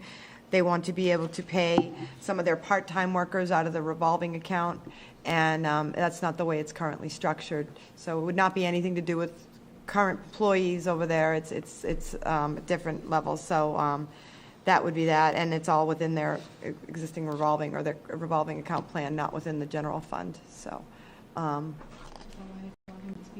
Oh yeah, Mark Craig is actually online. Maybe I forgot about that. I did have him zoom in. Hi, Mark. Hey, good morning. Looked like you took a nap. Morning. Good afternoon. Good evening. It looked like you took a nap. Not at all. So Mark, Yeah, you so probably do a better job. it's basically Go ahead. I was it's going to say you basically could probably do a adjusting better the job. revolving account to very similar to what the recreation revolving is. The biggest complaint about the senior center is limited hours. Seniors are working late into their 60s and 70s. Would love to be open on Saturday mornings or Friday afternoons, but we can't do that with the existing budget. So would love to be able to use some money coming in from programs to pay for staff to have the building open, but then still run subcontractor type programs like we do now. So that's the second article. Any questions before I open this warrant? No? Thanks, Mark. All right. So motion to open the October 16th, 2023 special town meeting warrant. Second. Any further discussion? All those in favor? Okay. Good. It's open. All right. All right. Thank you. Thank you, Chris. Thanks, Mark. All right. Change of manager, Fat Tuesday at 26 Patriot Place. They're both on Zoom. And they're both on Zoom. And this is a change of manager with an alcohol license change? Yes. Okay. All right, hey, welcome. Oh, Evening, Mr. Chair, We members of the recognize board. you. How are you this evening? good, how are you? I can't complain. As much as I enjoy being there in person, I'm not going to complain that tonight I happen to have been home for the DPW presentation. And you're flying solo. I have Vin Schofield with me, but yes, I don't have a big crew with me tonight. Well, why don't you introduce yourselves and explain why the change, or about the change? I will do both. Good evening, everyone. My name is Tom Miller from McDermott Quilty & Miller in Boston on behalf of the licensee Fat Tuesday. As you said, we're before you tonight on a change of the manager of record for this location. I am joined by Vincent Schofield, the proposed manager of record. Dennis Brewer, who is the current manager of record at this location, has really succeeded within the company and has been offered another opportunity internally and has chosen to take that, which takes him away from this location, which is why we're here tonight. Mr. Schofield has been with the licensee since January. As such, he is familiar with the way in which it operates. The board and the Foxborough community will see no change in the way in which Fat Tuesday is run, with Vin being, so to speak, at the helm here.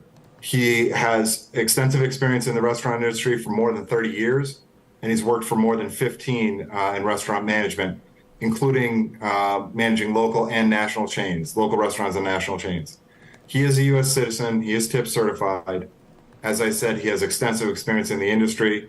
He is familiar with not only the laws of the Commonwealth, but the ABCC's rules and regulations and the Select Board's own rules and regulations. He is also aware, we have talked about the Fox Cares program. He and Dennis have talked about the Fox Cares program, and he's going to be reaching out to Tom Perina at Tavolino to kind of get connected with them. As I said, this is necessitated by really the success of Dennis and this location, the way in which it's run. He is moving on, and you get another successful and experienced and really competent manager at this location. We want to thank you guys for hearing this tonight, and we're happy to answer any questions you have. Board have any questions? I like how you put the ServSafe certification right in the packet. Thank you. He's We done try. it once or Yep. twice. Any questions from the board? No, he's been there, has Yeah. experience, is certified. But did you go to Foxborough High at all? Or God, Oh, can't we hear can't you. hear you. Ben.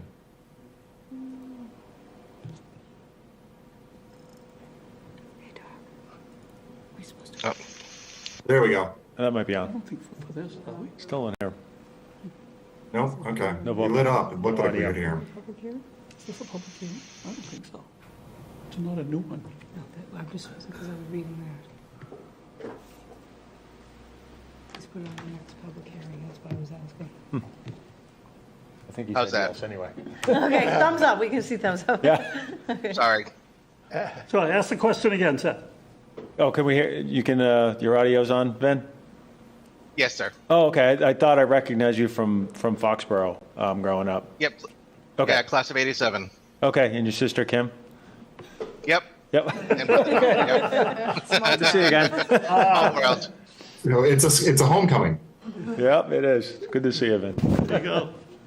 All right. See you too, Seth. All right, so motion to approve the change of manager application for 119 Octane Patriot Place, doing business as Fat Tuesday, from Dennis Brewer to Vincent Schofield. Second. Any further discussion? All those in favor? Aye. Aye. Good luck, Vincent, and welcome back. Thank you so much. I appreciate it very much. Take care. Thank you, everyone. Thanks, Tom. All right, so, all right, next one's on me. So we had an open meeting complaint a couple of weeks ago. We passed that through our town attorney. Basically, he's going to write a letter back to the complainant, but it was not the intent to appoint Ms. Duncan from her role as acting assistant town manager to acting town manager without a discussion by the select board in open session and consider it. But problem was her name was not put on the open meeting agenda. And that was what the complainant said. And through legal counsel, her name wasn't put on there just in case there were other considerations of candidates brought forth by the select board. And the other complaint he mentioned was we had abbreviated GFOA. So to remedy this, I'd like to clarify the acronym.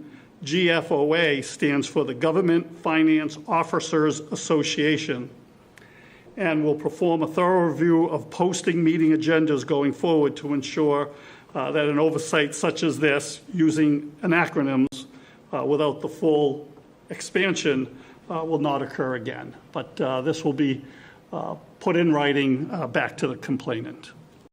Our friend in Alabama? Yes. Yes, it was.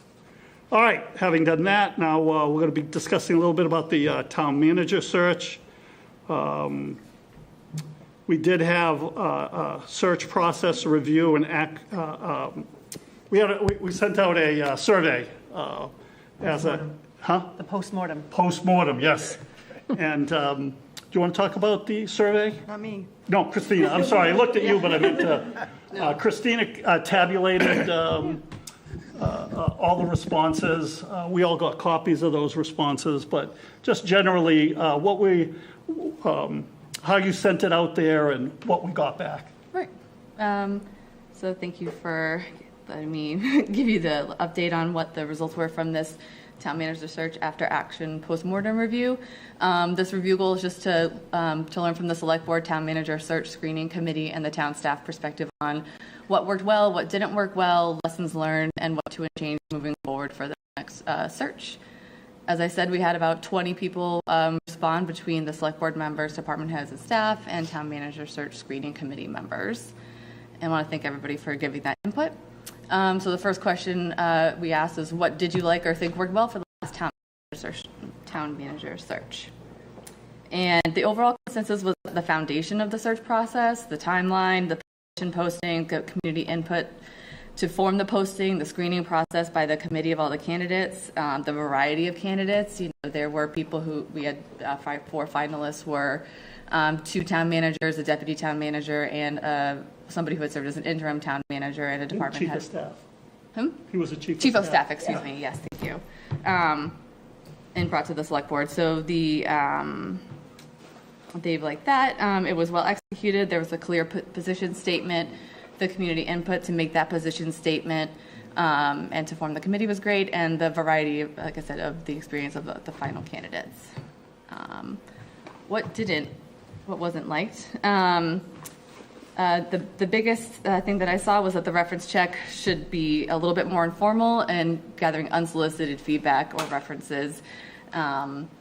There was a concern that a thorough enough reference check wasn't done, and that there was indications from staff that there could be an issue of fit were not considered. So getting informal references or informal information from staff connections.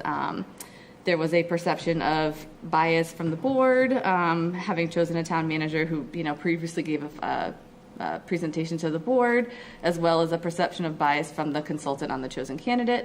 Another issue was staff was not involved.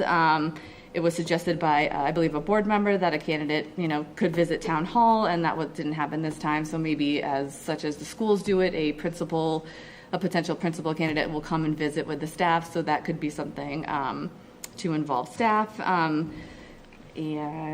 So what could we do different?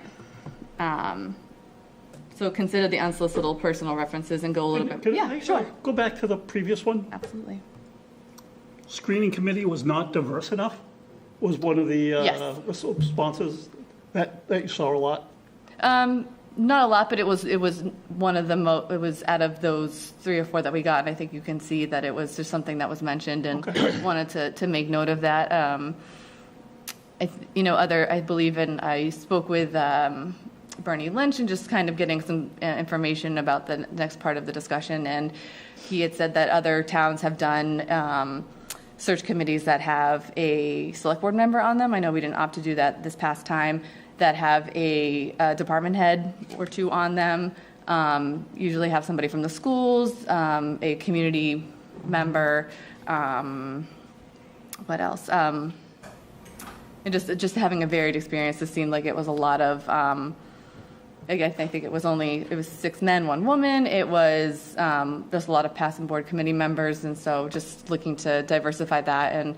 And once you decide, I think one of the decision points tonight would be to decide what you want having a screening committee and what you want the makeup of that to be, and figuring out who those representatives will be, and then putting out a statement and asking people, to apply, and then doing that search, and then deciding how you want to decide on those committee members. And I think it was a suggestion had been made that you could have a couple of the select board members along with, if you decide to have the consultant or an HR person such as Mary Beth, or if we at the point where we're deciding where we have the interim HR manager director hired, which I know Paige will discuss tonight, and just focus on that, and then go to the next part of the process.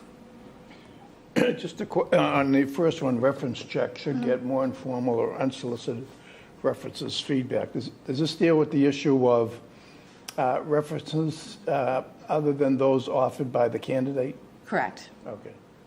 So getting some more, getting word of mouth, and I think that there's people, staff have professional municipal associations that we can talk to other people. So if we had, talked to different candidates from, or different workers who had worked in the town that the candidates had come from, and just getting some sort of informal background to share with the board, again, on an informal basis, to sort of give you a full, well-rounded picture of, obviously when you put a reference forward, you're going to put your best foot forward, and not that we're looking for skeletons in the closet, but the issue of fit was raised, and so I think that could, an informal sort of feedback would be able to give that fit a better, would just be able to address the fit a little bit better than it was before. Okay, next. So just doing different for the search is that consider that unsolicited personal references and do it more in-depth background check. Get involved and get staff perspective. I think there were opportunities where they're able to do a staff day, like I think one of the select board members had said, have the finalists come in and meet with the staff, and have the staff, be able to get a feel for, and then be able to give feedback to the select board, again, informally or formally. And then change or adjust the search facilitator. There had been some comments about the consultant that had done it this time and whether we want to stay with them. You adjust the scope. I know, again, we're talking about that next, but whether that person has the full charge of the search, or we limit their scope. One of the suggestions also was that you would get HR or labor counsel to do the background search to remove that bias that was, again, mentioned in previous comments of the consultant. Again, that's perceived. I don't want to make that accusation. And then, and also having, if you have a facilitator be the interim HR director and or somebody else to do another consulting firm, and going from there. So lessons learned is a holistic approach to selecting the best candidate. There were comments that board members and search committee members had really focused on one aspect of a candidate or the candidates, and really trying to look at a very well-balanced person to be town manager. Don't rush the vote. I think that unfortunately we had some scheduling issues and had to do the vote, was scheduling the vote for the same night that we had our final interview, and there was a comment that to take some time after that vote, and if that were to happen again, that to push that off into another another meeting, whether we have to schedule a special one or, do it at the next one, to just be able to give the select board the time to consider everything, get staff feedback, get other feedback from other residents who, maybe weren't on the committee but had watched the interviews and had comments about those candidates that they liked or didn't like. And then, once again, improve and expand the reference check, just making sure that we get a full holistic approach to the reference checks and backgrounds and getting all the data that we want to make sure that we have a candidate that does fit.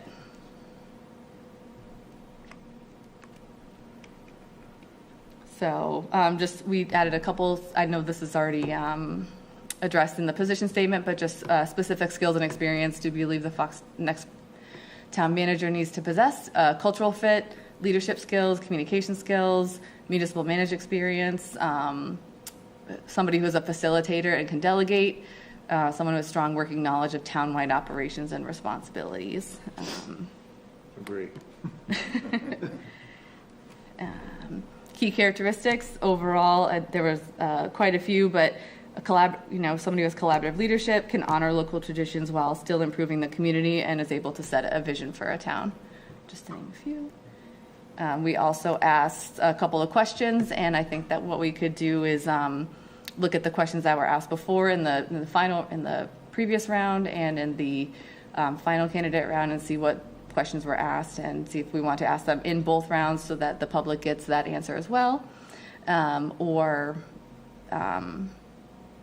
at what point we want to ask those. There was a list of about 20 questions, I would say. These are just a couple that I chose that I think was a good example and gave a select board question, a staff question, and a search committee question.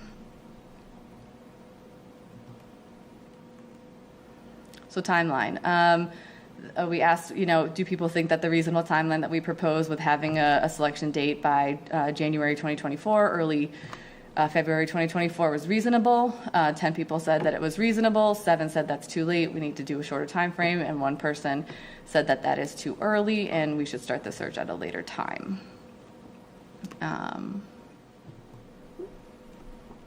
With that being said, the current timeline option that we had discussed before is very similar to the time frame that we had used in the initial search, and would end with a decision being made by the end of January 2024, early February. Another option, if we wanted to, taking into consideration that people thought it was too short of a time frame, too long, to accelerate it a little bit, there's the option to have this done by the end of December this year, and this would include posting the position within the next week or so, having that open for about 3 weeks. In that time, we obviously take resumes, figure out who would be processing those, whether it's a consultant, the interim HR director, or someone else determined by the board. And then would we have a community forum? Again, that was an optional part that we didn't have last time. We could do that again, or a survey. I'm not sure the survey, what would be different in terms of what we're searching for and the candidate position. Again, review and revise the job posting. So is there anything that we would want to change or emphasize more or less? And then advertise and recruit. So we would post the job for 3 weeks, is the usual standard, 3 or 4. By the time the first October meeting for the select board, we would be able to appoint the screening committee again, and receive applications in that same time that we're receiving resumes. You would appoint the screening committee. At that time, we would have the search facilitator in place as well. They would go through the resumes. We would schedule resume review for the end of October. The first round of interviews would be early to mid-November, before Thanksgiving, with the final interviews being done early December, and a meeting to make a decision either mid-December or at the very latest early January.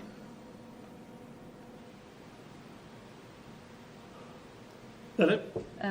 Yeah, so there's there's additional comments that on the upcoming town manager search that I wanted to share. Just essential to have a legal or HR person help during the process. I think that that's, the intention of the board from what I've read.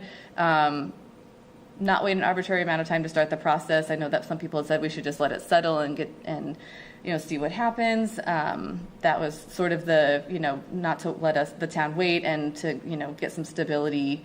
Not that we don't have stability, to get a permanent town manager in position sooner rather than later is the overall feeling. And how town manager experience is or is not going to be considered in the next search. You had 4 finalists who had different levels of experience, and so how is that going to play into this next search? So the next steps is just deciding on a timeline, how the search will be facilitated and who will facilitate it, and the screening committee and their composition. And the community forum, which that timeline was happening real soon. Right, and again, that was an optional thing, and so we can put it at any point during that. I think the timeline. I just think that there's also that's something that the board can decide, and I think that we could get together rather quickly, but I think these 3 other things are a priority to decide on, so that we can either get the ball, get everything moving now, and if we want to accelerate the process, or if we want, it's not as urgent and we could have the time to review the posting and post it right after the next meeting if the board wants to do a little bit of the original timeline that was proposed. Can you go back to timeline 1? Yeah, we don't. Sure. Can you upload this too, just so sometimes I like to click through it while we're absolutely talking. This first timeline is in last meeting's board docs if you want to be able to look at it. Yeah. So basically this takes away the time that it would take to formulate the job posting, because we've already done that, and it needs, if any, minor adjustments, and then just basically pushes all those little yellow bars to the left and gets us done a little bit quicker. Option 2 does. But takes us right smack over the holidays as well. Yeah, and yeah. So while we're chewing on that a little bit, I want to mention that a couple of weeks ago, Bernie Lynch did call me, and we had a great conversation. Certainly was as surprised at the outcome as we all are with the first go-around. He's willing to facilitate for us if we're interested at no fee. So the only cost would be posting the requirement on 2 sites, but he said that would be our cost regardless whether he did it for us or it would be the same. It'd be about $700 between the MMA posting and the ICMA posting. Correct. So he's been more than willing to help facilitate us, take whatever role we want him to do. That's something I wanted to bring to the board today. Thoughts on that? I know it. Yeah, sure. Yeah. No. Okay. Christina did a great job here. And I looked at all the raw data. I'm sure we all looked at all the raw data. And there were a lot of questions and issues relative to how the search was conducted. Enough for me to feel that, it would not be a good choice to have him come back. Okay. Any other thoughts? I would say yes. Yeah, I had a positive experience working with him, and he was able to be a sounding board for a lot of the steps and how things work, and be able to get people together and, be a facilitator. I don't think you can fault any one person or step in the process precisely when someone's not a good fit. I think one of the things, Dennis, potentially we would not have him do would be the background checks. I mean, I think Jamie, our legal counsel, said she'd be more than happy to take over that portion, once we get to that final 3, 4, 5 candidates. And Bernie was fine with that as well. Right. And more, I'm thinking more hold our hand through the process than having any real. There's a lot of administrative tasks that go into it, like collecting the resumes, setting the meetings up, facilitating it, and I imagine Mary Beth's not looking to probably take that on. We may have a new HR director. Paige puts her name in, she's not going to. So we're going to need a little bit of quite frankly, administrative help, I think, to get a lot of this done. And I think he was very organized and did a great job, you know, administratively facilitating everything, keeping it on track, you know, kind of shepherding us through the process. I think we'll just look at some other steps, maybe through a different lens. Right. Well, And through other people. yeah, I mean, everyone needs to weigh in here, but the two areas of concern I had, and I could be convinced to go in this direction. The two areas of concern I had, the biggest one was, I think the reference checking was really deficient. You know, in terms of not being able to tease out some of the issues that should have been brought to our attention in terms of fit and other feedback that we've gotten informally and formally about, you know, the candidate. So that would be one thing. The other thing is, you know, the good news and the bad news is he's very well connected to all of the town managers. It seems like all of the town managers out there, and that can be really good or that can be bad because you have these relationships. And how do we know if the objectivity is there? And this has nothing to do with Bernie. It says this would apply to anyone in that same situation. So I just bring that forward as, you know, an area of concern. But if somebody else is handling the reference checking under real, you know, tight guidelines that we're comfortable with, you know, I could live with that. And just to make you feel more comfortable there too, as far as I'm aware, every application came through. So it wasn't like he sifted through those and only handed some I know, forward right. too. So, Well, and I was kind of surprised to read some of the comments referring to Bernie, because I feel like I can't speak for what before it came to us, but I most certainly don't think he pushed anybody to the top once it got to us. So I can't speak for the other side. I can only speak for what we had connection with him, and when the four finalists came to us. I don't think he at all kind of pushed us in any direction. So I was kind of surprised to read some of those other comments, but of course I wasn't part of that part of the process, so I was kind of surprised, but I don't think he did that. I don't know if anyone else felt that when it got to us.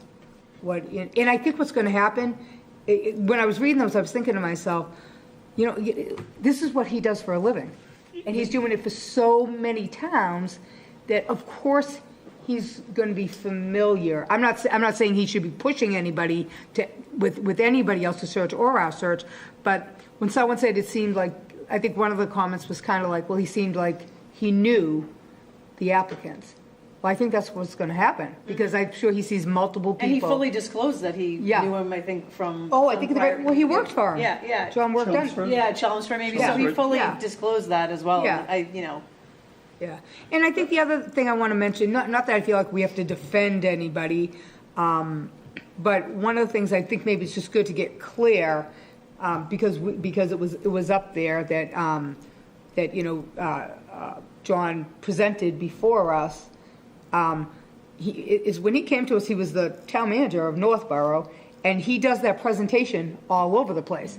And I think, Seth, you saw him speak about budgets. So just to get that out there too, because, you know, people are listening at home and it said, you know, that we, you know. But at the same time, while he was making his presentation, I got a text from a townsperson saying, nice pre-interview for the town manager's position. Well, listen, I would be lying if I didn't sit there and say, you know, because of how I am, I like with the budgets and the finances, that I would be lying if I didn't say in my head, geez, wouldn't it be nice if he applied here? Because there were things that he was saying in the presentation, but that wasn't what made me pick him. But I just wanted people to know that it wasn't like that anybody on this board asked him to come. I think we should focus our conversations back to the timeline, though, than the specifics. Oh, right, but, and that's why I'm going to go back to you, Paige.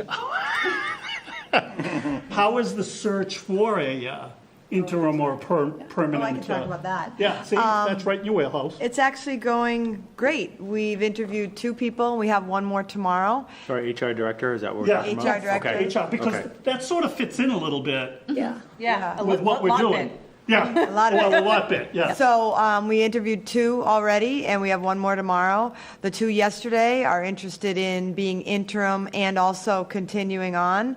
And either of the 2 would be fabulous.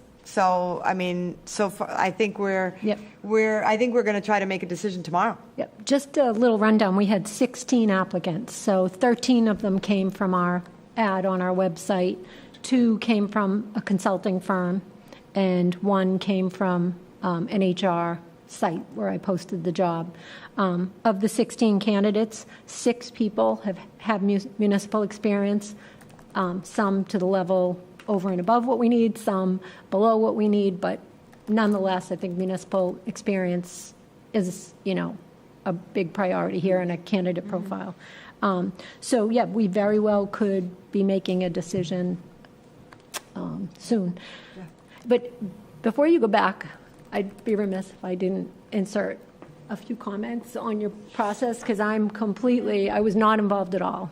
I've seen this happen. I've been involved in these. I've seen a number of different consultants conduct, and based on the feedback that you got from people who took the time to comment, I really think, regardless of whether you go with the previous consultant or you have maybe the interim HR director do it or you go to a different consultant, I think you really have to think about the lessons you learned in the process. And I think there were some process things that if I were teaching a class, I would point out a few things where I think that maybe your screening committee, you may need to look at that. I've seen in communities where you have a Board of Selectmen member, a member of the public, key department head, then you have some of your maybe executive group on there as well, like maybe not just one department head. You have maybe a police chief and a DPW director or something like that, key stakeholders. I also think that there's a lot you can do ahead of time, creating a candidate profile. Last time you hired someone who's very strong in finance. Is that what you're looking for? So then you don't end up with candidates that you don't think are the right fit. You can do a candidate profile, and I don't mean anything discriminatory is what you would put in the list, but you say, we need someone seasoned to develop the next person, or we need someone who's new, fresh, maybe comes from a different background, or maybe you say you need someone with a finance background or planning background.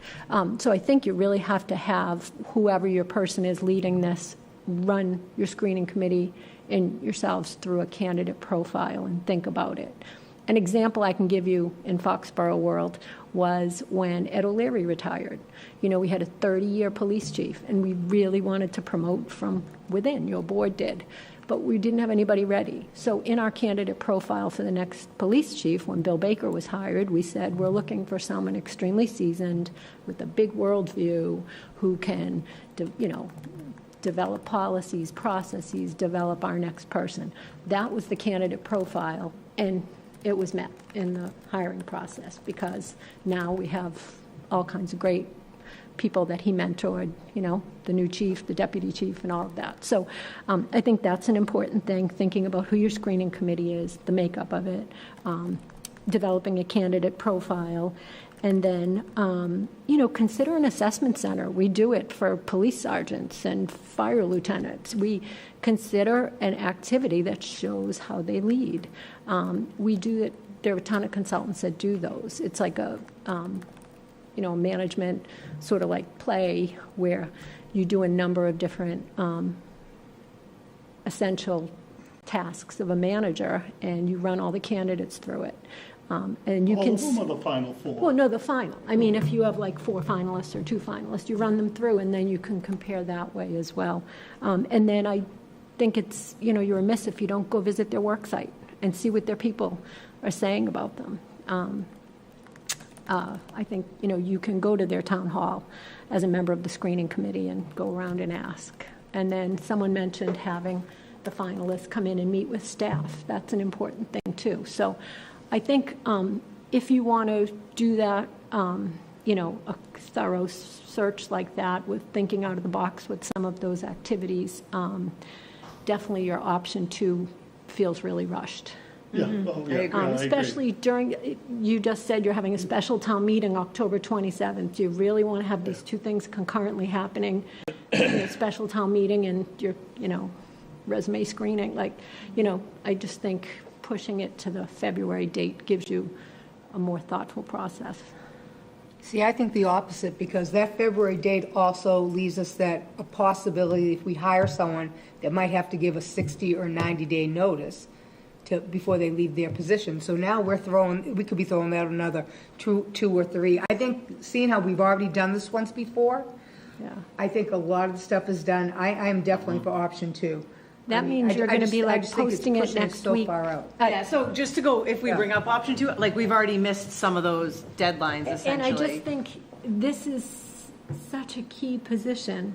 To rush it is, I mean, I think, Like, I would like to redo, I know we did the candidate profile, I don't know if Bernie will do that. Like, I think we need to take, it's important to me that we take a couple weeks and, you know, we have the staff and community listening, we have the community forum, I'd and your like to do that. comments We right there review. from staff that will Yeah. help your candidate Well, profile. I guess it all depends on, so I'm just going to come out and say, I mentioned to Christina, I didn't take the survey, and I just called her just so she didn't know, she didn't have to keep reaching out to me that I was, like, I didn't see it or something. I was fine with the process. That same type of process brought Bill Keegan here, what we did. So just because the end result was not the same, I was okay with the process. And the other question I had was, listen, I would love to get some feedback from staff members or what they're looking for to be their leader, but asking them to take the survey, they weren't part of the process. So I'm not really sure, and like I said, it's not that I don't respect their opinions, but you're asking department heads to take a survey about the process that they were not a part of. So I'm not really sure why we hit them. And it was funny because we went that way, and then I was the one that said to Christina, and then I know she talked to you, I said, did you send it out to the search committee? They were like 2/3 of the process, and we didn't. We thought of department heads first. So I want to make it perfectly clear. I want every person who works for this town to have a leader that is thoughtful, respects them, that it is a fit. But I'm not for picking your own boss. I'm just not. I think we can get, whether it's the same search committee if they're asked again or whatever. I don't think the end result was because of the process. I think, the decision landed here. So I don't think the end result was because of the process. So I think we set a criteria. We were very specific on what we wanted, and because the choice didn't work out, I just don't know why we need to backtrack. If you want to get if we want to in the meantime say, hey, to department heads, employees, hey, can you, that'll help us with our decision at the end. But I just don't see the need of them to be part of that process. I just feel like, Even to the point of not having a department head on the screening committee? I don't know. I mean, I could, if we talked about it, I could maybe, but we were pretty clear last time, and we stuck to residents. I think that was kind of a mistake, though. I do too. Well, and we did have Bill Euchner, which we were able to have because he doesn't answer to the town manager. He answers to the school committee. So we did have somebody who's been around. I mean, I don't know. I mean, it wasn't like, we threw it out there, we put it in the reporter. It wasn't like 100 people reached out. I mean, we kind of took just about everybody that reached out other than It was not other put in than the Paige, reporter. because we had talked No, it about was never in it. the, Huh? it wasn't. in It the was not report. put in the reporter. We had people who. Was it just on the website? I don't think I thought we put something, I thought. It was think we did. I said think at it a was just select word board of mouth. meeting. I think we had people who were interested as soon as we had talked Well, about maybe it, we'll and put it in the then report of the summer. I could have sworn that I read it somewhere too. Yeah. There was an article, Yeah. yeah, but it wasn't like we posted a job. No. I don't post the town manager job. I mean, but we put out if people were Yes. interested Yes, to reach out. screening committee. Yeah, Gotcha. screening Okay, now I'm committee. following. I'm sorry, I meant the screening Sorry, okay. committee, yeah. No, not the. Did Can we I run just- this by Bernie? Can I too? just Like, make he did a- have a good process and a good timeline. Did Christina make up this timeline, or? I copied this from Okay, mimicked so it it's from the from last Bernie's, time okay. and had spoken with him. Time option 1 is Time- copied from last time. Time option one was copied from last time, and then in speaking with him, because we already have the candidate profile and the position statement again, without any major adjustments to those, he felt that we could accelerate this process as the data kind of show that people thought it was either right on time or would like it a little bit early. So just taking that, again, giving you the board options of how you wanted to get this going. Yeah, it's not that those dates, but then I'm thinking, once we hit the other date, now we're talking about, it all depends on who gets hired. Like, someone might, we know Bill had in his contract 90 days.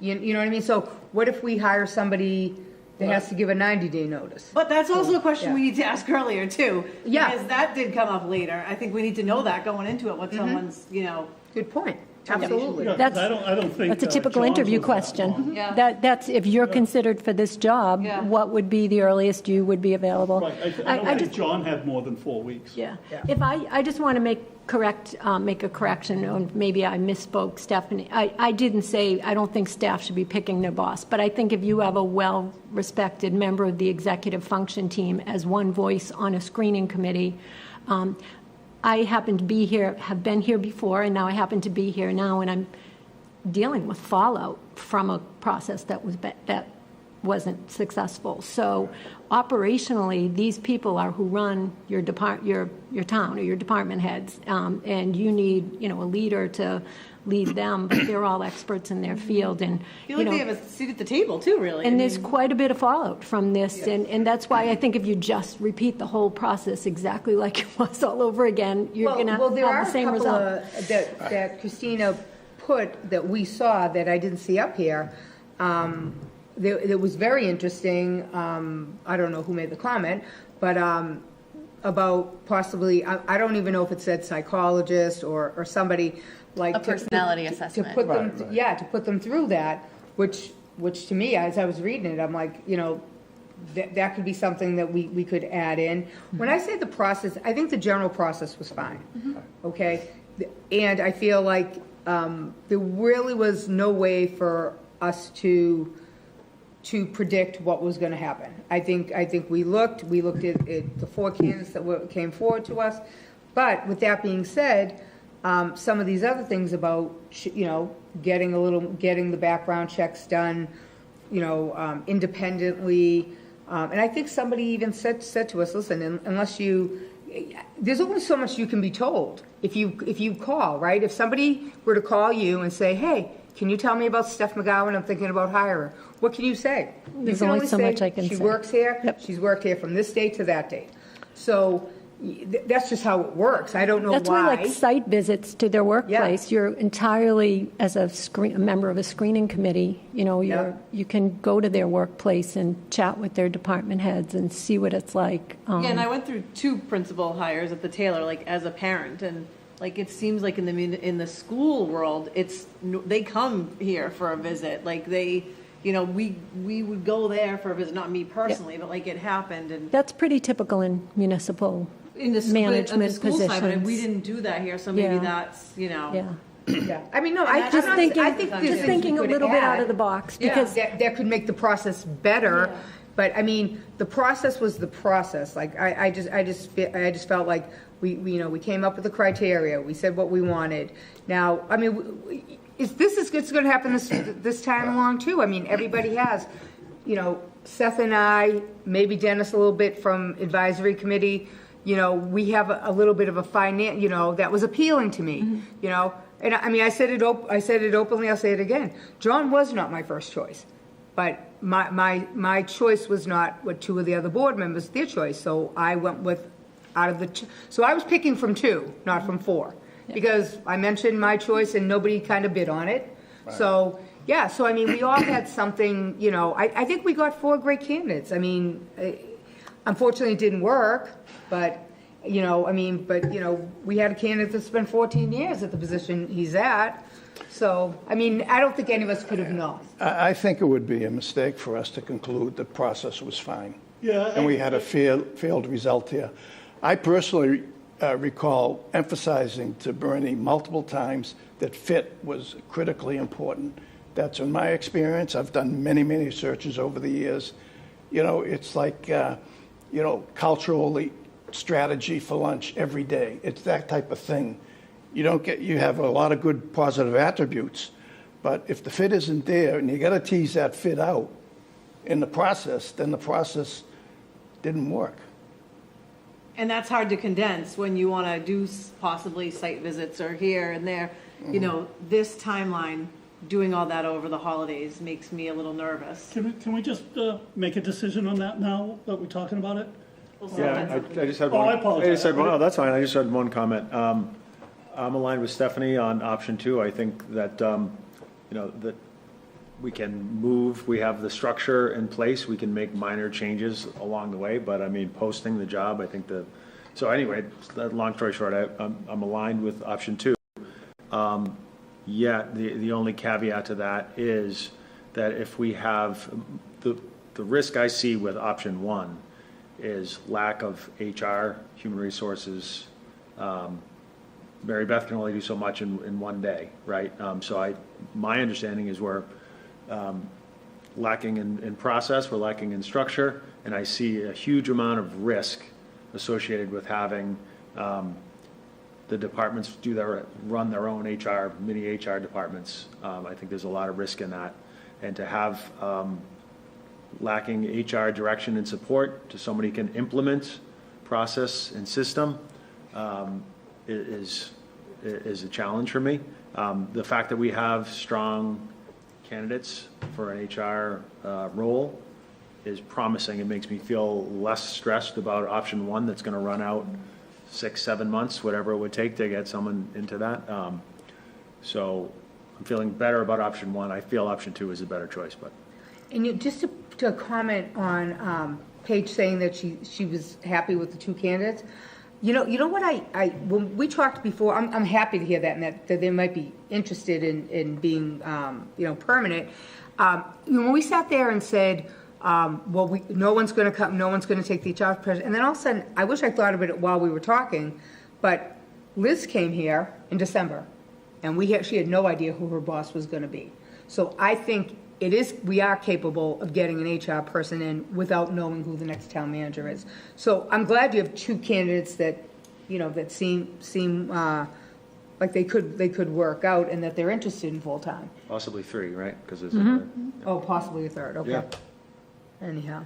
Yeah, I feel like we're just biting off more than we can chew for what I see in the next 3 weeks. Especially if we can have human resources here in a couple of, Yep. 3-4 weeks. We are asking that question, and most people we could probably have somebody in place by the time, I'm here another month, by the time I leave, there'll be somebody here. So. And we can But always still might bring not in be one. till mid-October. I mean, that's Yeah. the thing. It might be, But I think option 1's still doable. Yeah. I mean, that's valuable even from your experience. If we go back to the other one, we can always bring it in by a week or 2. Is I hate getting there off something track. in the middle? Like, is there something? Well, you may be we're able talking to- about 2 months. What we did was first took the first go-round and redo different dates to it, just to give us a Yeah. timeline. Yeah. And then Christina on her own bunched it up a little bit. I mean, I just could feel we like tighten it's- up the first one a tad? Yeah, we I probably think you could a can. little I think bit. you can meet your targets earlier on the option 1, but I think you're already behind the 8 ball for option 2. I agree. I It agree. scares me that we're already behind the 8 ball on 2. So Like, I feel rushed. So what would the end timeline be? So the date for a decision and the contract Go negotiations? back to 1.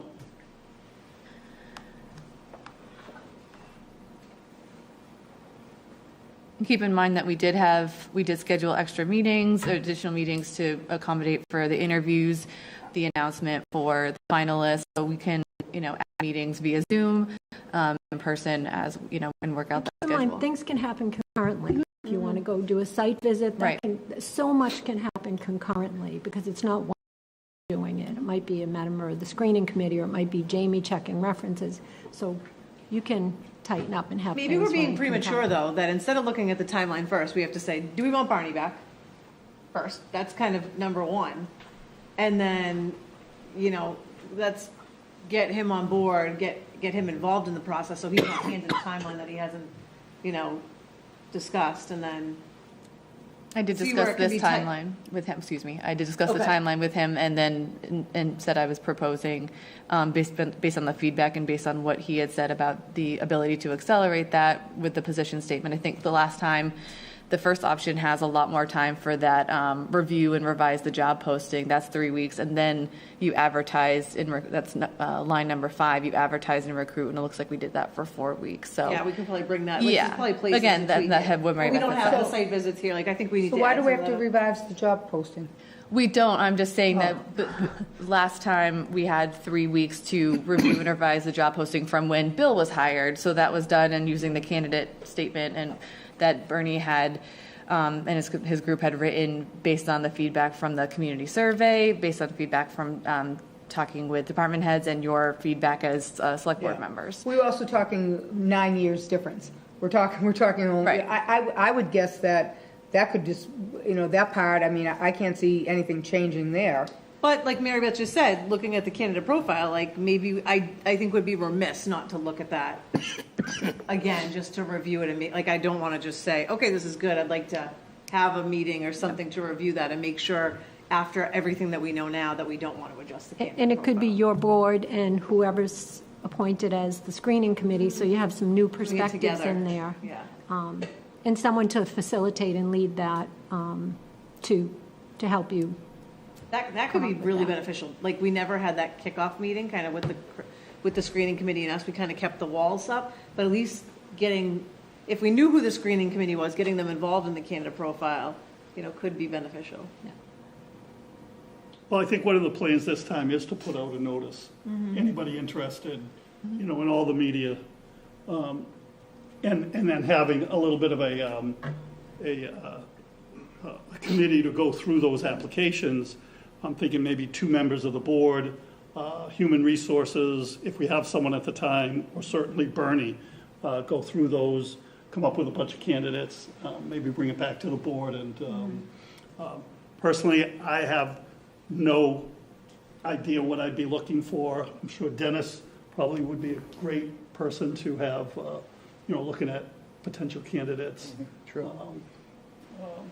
Leah, I'm sure, would do a good job. Dennis, I don't know if you've done it, not Dennis, Seth, I don't know if you've done any screening in your position. I haven't, so I'd certainly give it up to, I don't think we could have more than 2 people. Correct. Because then it's a, Then you have to post for, you could have it, but you'd have to post for a meeting each time you met. right. So do we want to go back to just like, do we want to re-engage? Yeah. Yeah, like- Do we want to re-engage Bernie to help facilitate?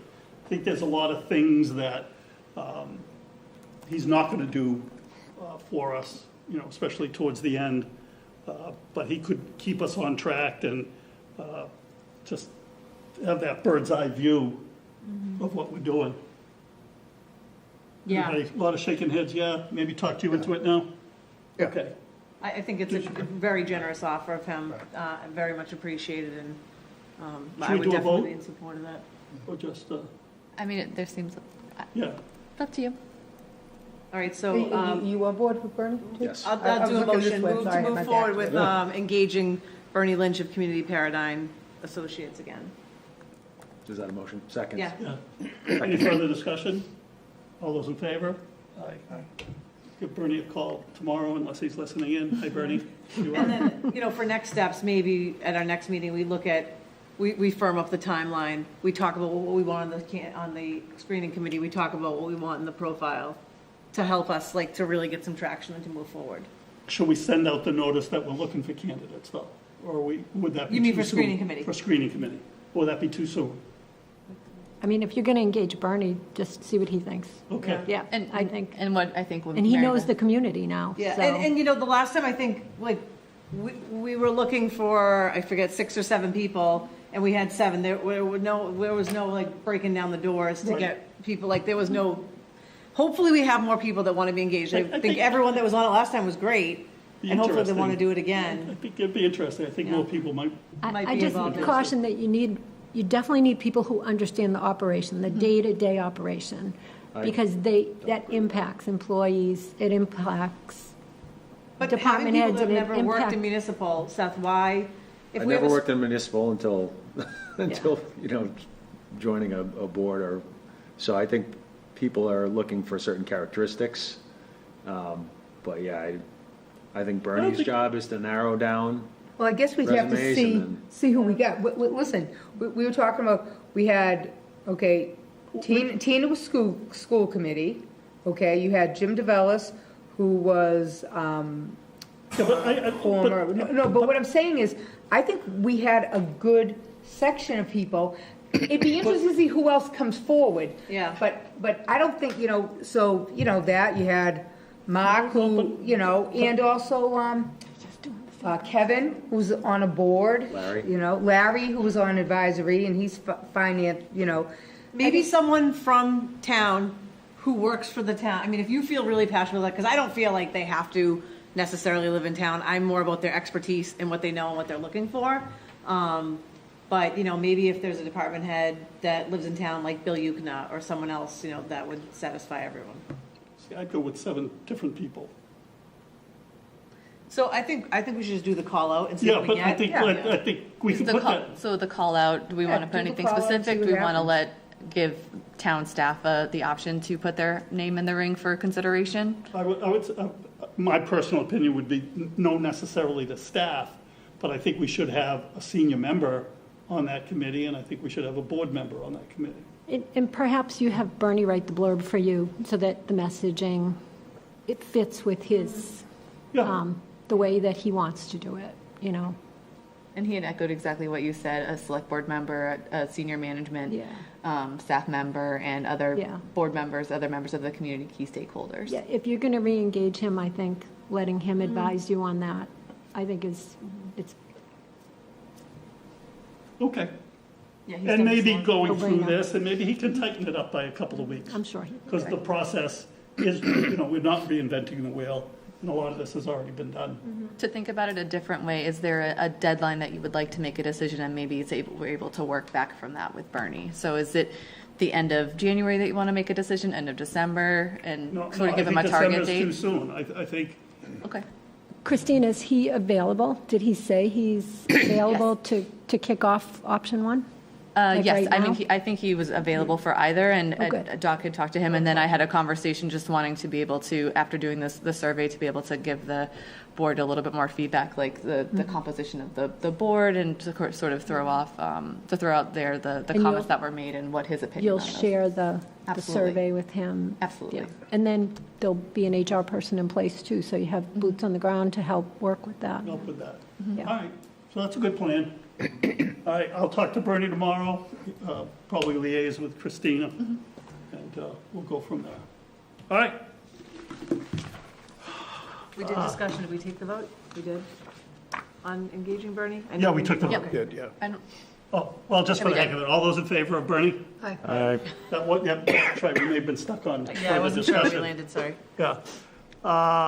FMLA, oh, no, wait a minute. Family Medical Leave Act policy. Very good. Could be a- Just when you're all tired, you want to go through a policy change. This actually is, by way of history, everybody knows what family medical leave is. It's been around since 1993. Returning back here after being gone for 4 years, I realized our process has been inconsistent. We're not designating when we should and all of that. It's not, I'm not saying we have a real problem, but I think it's confusing for employees, it's confusing for people who are requesting leave, and then there's been a lot of transition in the people who are administering FMLA. So what I thought is, in my consulting, I've done a lot of policy manuals for people, and a lot of people have an FMLA, Family Medical Leave policy. So I've put together the best of the best, run this by the Personnel Wage Board. It is sort of, the way without a policy it works now is if you're going out on leave, you have a medical illness, and you contact us and say, I'm going to be out for 2 months. We send you these federal forms that are very confusing that you give to your doctor and you give back to us, and then we designate you with this federal form, and it's a lot of very, technical stuff. So this policy kind of walks an employee through. What are some of the reasons I can take leave? How do I go about doing it? How is it calculated? What happens if my spouse and I both work for the town? What are the forms I need? It's a very user-friendly. How do I know if I'm eligible? What if I need more medical certification? I'm out for 30 days, I may need to get recertified. So it just talks about, and then what happens with my benefits? Am I on paid or unpaid leave? As you know, Paid Family Medical Leave Act isn't a municipal benefit. Of the 351 communities in Massachusetts, no municipalities have opted into the legislation for paid family leave. So FMLA is completely, by the town adopts a rolling calendar year. You either require people to use their accrued paid time or allow them to use it or not use it. The benefit implications, if they're not on paid family, if they're not using their paid accrued time, then they have to write a check for their benefits. Chapter 32B, Mass General Law, Chapter 32B kicks in about health insurance. So it's very, very confusing. So this walks you through, how do my benefits work? What happens if I'm on unpaid leave? How do I still pay for my health insurance? So suggesting this policy to you to help streamline our process, be a little more user-friendly for employees. And Personnel Wage Board, with one tiny edit, approved this. So just wanted to share it with the board and get your approval on it. But we don't have to approve it tonight. No, you've We know gone we a very got long time without one, so there's no hurry. Right. Take time and digest Yeah, it. digest it, read it over it. I know you've had some great input already. I saw a couple of red lines that. Yeah, I just think it you still put in. needs, one, under the group health insurance, I think it needs to say, if unpaid, to maintain uninterrupted coverage, they need to forward payment. So I still think that Okay. piece is a little You confusing. just want to but- put that above the payment part. Okay. So is that second sentence? Yep. Because if they're on paid leave, it's going to come out of their check still. Yep. So just like thinking about it from an employee's perspective, the questions they may have. And then so there's three versions. It's the last one, FMLA policy, September 2023, red line 9623 is the last one. Okay. And that has the one, there was a header that just said, paid leave and FMLA is job protection, not pay. So just changing the header on that so people understand the difference there. Mm-hmm. And then, So we offer the leave, it's just not paid leave. right, so it's just. No I just- municipalities your job. offer. You can Yeah, use the your header paid time. paid leave, Yeah. because it could mislead people, and instead of, it should be like Yeah. pay while on leave. And then do we need to think about anything from the school side? So again, with our silos, Well, they follow the Family Medical Leave Act. It's a Okay. federal law. They may have in their collective bargaining agreements a more generous benefit, but that would supersede it anyway. But we have to offer what the federal government, considers job-protected leave. So this policy encompasses exactly it mirrors the federal law. All right, great, thank you. Okay. Any Thank you. feedback after you go through it? Certainly, Mary Beth. Yep, feel free to reach out. All right, acting town manager's update, her new placard. shiny. Yeah, I know. All right, here we go. I have a lot, as usual. So, one of the hottest topics that, since we've last met, has been the migrant families and the migrant housing. So I figured I would run down through that. On August 22nd is when we got the first call from the governor's office informing us that they had rented out 93 rooms under the governor's state of emergency. Just for people's clarification, this right to shelter law under which this is happening has been in effect since 1983 with Governor Dukakis, so that was rather interesting. Obviously, situations have changed since then, but so that was interesting. We held our first team meeting the next day, and I just need to quickly whip through the names of the teammates, because it really has been an amazing response, as you can all well imagine. So we have Chief Kelleher, Tom Kenvin, from Fire Department, Mike Grace, Rich Noonan from Police, Dr. Berdos and Bill Yukna and Jen Rosenberg from the school departments, Matt Brennan from the Health Department, Mark Craig, Pam McGuire from Human Services, and Kate is another social worker. She hasn't been in our meetings much, but she has been on site really helping out, so I'd be remiss not to mention her. Christina LaRose is also over at Public Safety. She's the social worker over there. Scott Shippey, our building commissioner. Senator Feeney and Rep. Barrows have been at almost every meeting. Gatra has attended at least one of our meetings and is in touch, and Christina has been at all of our meetings. Mark quickly mobilized a Health and Human Services migrant support team, which consisted of some staff as well. And the discretionary fund has been involved, the food pantry, the YMCA, the Bethany Chapel, and also with their affiliation with the food pantry. So as of 9/11, there are 29 families staying at the hotel, which equates to 103 people.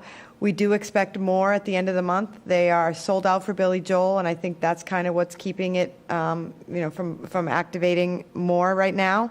According to Dr. Berdos yesterday, 28 school-aged children started school yesterday on 9/11. The school department has been doing amazing work on behalf of these children. Dr. Berdos has been involved. She's been in site. Bill Yukna, principal from the middle school, speaks Spanish. She's been helping out.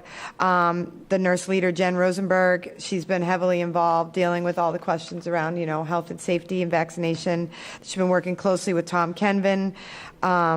Just for edification, the state has reported that these families are here legally, and we can say that at least 3 families are homeless families from Massachusetts. So it's not all migrants. There are some, local folks as well. This afternoon, I got a call that the National Guard will deploy 2 personnel to the hotel tomorrow, beginning at noon, to begin their service as on-site care coordinators.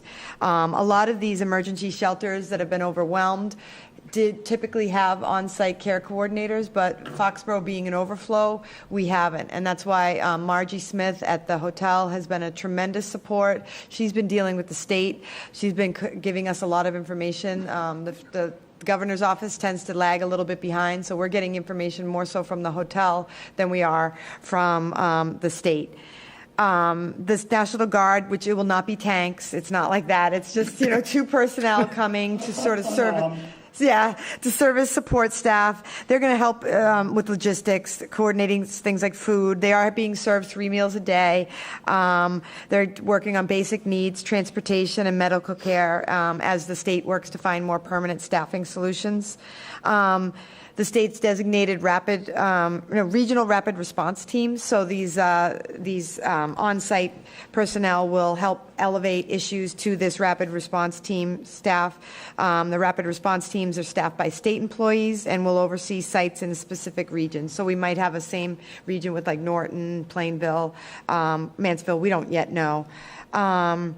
So they're working heavily to help arrange benefits and whatnot and work with our officials. Christina LaRose got creative right away. One of the big issues we're having is with translation. She's already applied for a $10,000 grant from Blue Cross Blue Shield. We know we're going to be made whole eventually, but again, we're trying to think outside the box, as our team always does. So it really has been a tremendous response. We are working on a community donation day. I believe it's October 14th, although it hasn't been officially announced.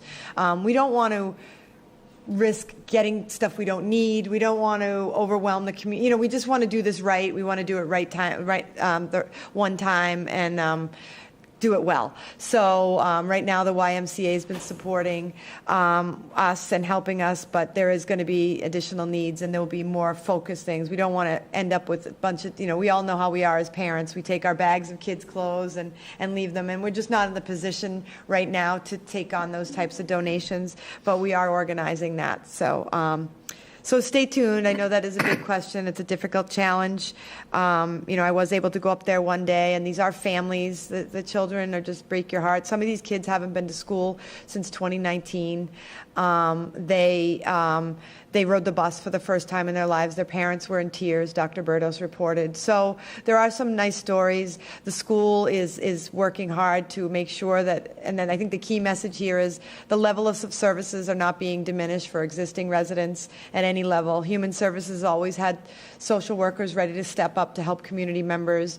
They continue to provide that service. The schools, same thing. They're adapting. They're going to help these children with language, but they're not going to be taking away from the existing classrooms and the existing teachers. They have alternate plans. So I shouldn't go too much into that because that's not my area of expertise, but I've sat in all these meetings and hearing how Dr. Berdos and her team are handling this really is, it's life-changing for these children, and Foxborough's in a position to be able to help. And again, we weren't asked, we were told, but as always, much like with COVID, the team rises to the occasion and kind of is in the forefront.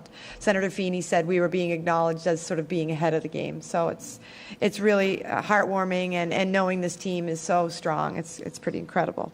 Hey, Paige, you mentioned vaccinations. Are they requiring to, I don't know, is there any chance any of these kids had been vaccinated or no?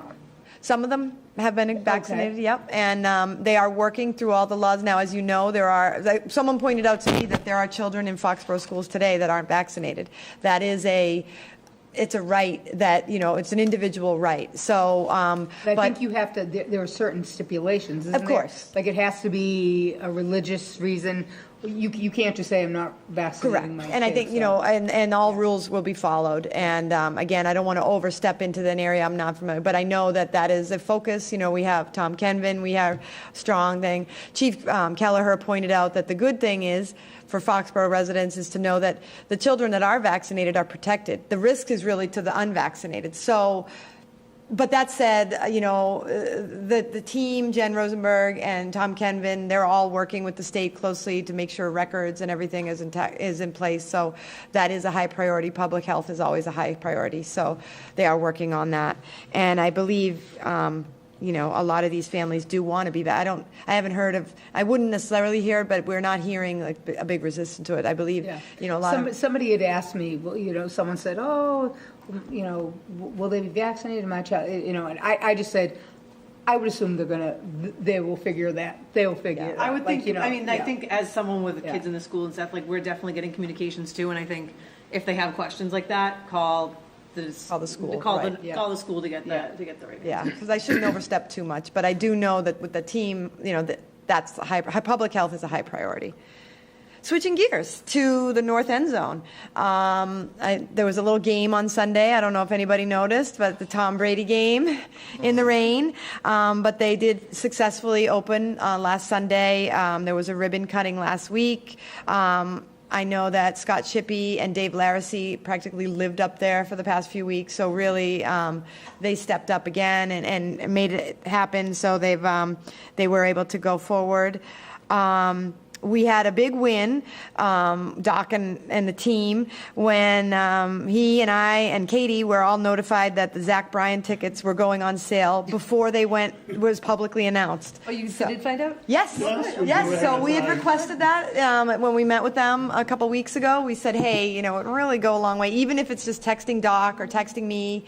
But they did file with Katie, and they texted us. So we were very thankful that they did listen to us, and so that we were notified prior to. We are working with the Craft Group on outdoor dining for Patriot Place. We had a great meeting with the Craft Group leadership and our team. I think we had 18 people talking about things so we're in action on working on that. As you know, outdoor dining is going to start to change next spring, so we're making sure that there are appropriate plans and that all things all the requirements are being met. We want to note the complaints on lighting. I don't know if anybody's been on social media, but there's been some complaints about lighting from the stadium. I'm going to read a couple things. The lights you noticed last week, are a result of widespread and full power testing of Gillette Stadium new video board. The duration, color, wattage, and frequent changing of these lights are a part of a robust testing process related to this new installation. You may notice some additional testing throughout the month of September as we ensure the continuity and full functionality of the board. Outside this testing period, the video board will continue to operate at its regular capacity as it has during all stadium events dating back to the unveiling of the board on August 4th. So that was the first one. Then I did follow up this week and said with the craft group, and they said since this update as of yesterday, the craft group has fielded only 3 new inquiries across all their social media platforms, admin reception, and Foxborough resident inbox, and general customer service portal. 2 of the 3 were resolved with our response, and ironically, the third note was a compliment on the overall renovation, including the new lighthouse. So all indications right now are that residents are satisfied with the explanation and response, and they will keep us posted. So we don't anticipate, the Northern Lights to be going on forever. And particularly Scott Shippey, our zoning enforcement officer, pointed out that when it's hazy and foggy, as it kind of has been the last week, it kind of holds the light in and makes it look more eerie and different. So, if it was a clear night, things would dissipate more quickly. So we've had sort of weather conditions that made it look a little freaky and sometimes cool, but depends on the eye of the beholder. MBTA communities, I know no one wants to talk about that. However, the clock is ticking on that. We did receive a grant for consultant services to assist this, so that will be kicking off. We're going to have to bring zoning to town meeting in May of 2024. So, because the deadline to remain in compliance is December of 2024. So we're tentatively planning September. We're going to do some initial education and visioning. October, evaluating some proposed districts. And November, December is bylaw development. That said, this consultant service does not include public meetings. So we're going to have to figure out a strategy, by when we want to include the public. Do we come up with our suggestions? Right now, with this consultant, I've invited the sort of a little task force of chairs, which would be Doc, Kevin Weinfeld, chairman of the planning board, Barney Overt, chairman of the zoning board, Greg Spear, chair of the housing authority, just to sort of vet some things. We did look at a couple maps, and there might be a way of using some of our existing multifamily dense areas as possible districts. That said, they're not within a half mile of a train station, so I have the consulting checking on whether that's going to get triggered, because it looks like the train station is going to stick. We're pretty much a year in. The cutoff for a pilot is 11 months, so it looks like, but the consultant seems to think we should just go forward and we could put the district anywhere. I just want to make sure we're not doing this twice. If we're going to have to do it within a half mile of the train station, we want to do it once. But if we can do it elsewhere, that sort of, maybe like over the lodge and over the Fisher Street project where, they're already, because you don't have to build them, you just have to zone for them. And the question is would someone actually tear down those apartment complexes and put up more dense apartment complexes? Unlikely. So strategically, we are thinking this through. Stay tuned. I think we added a PowerPoint to your board docs. Did you get that? Yeah.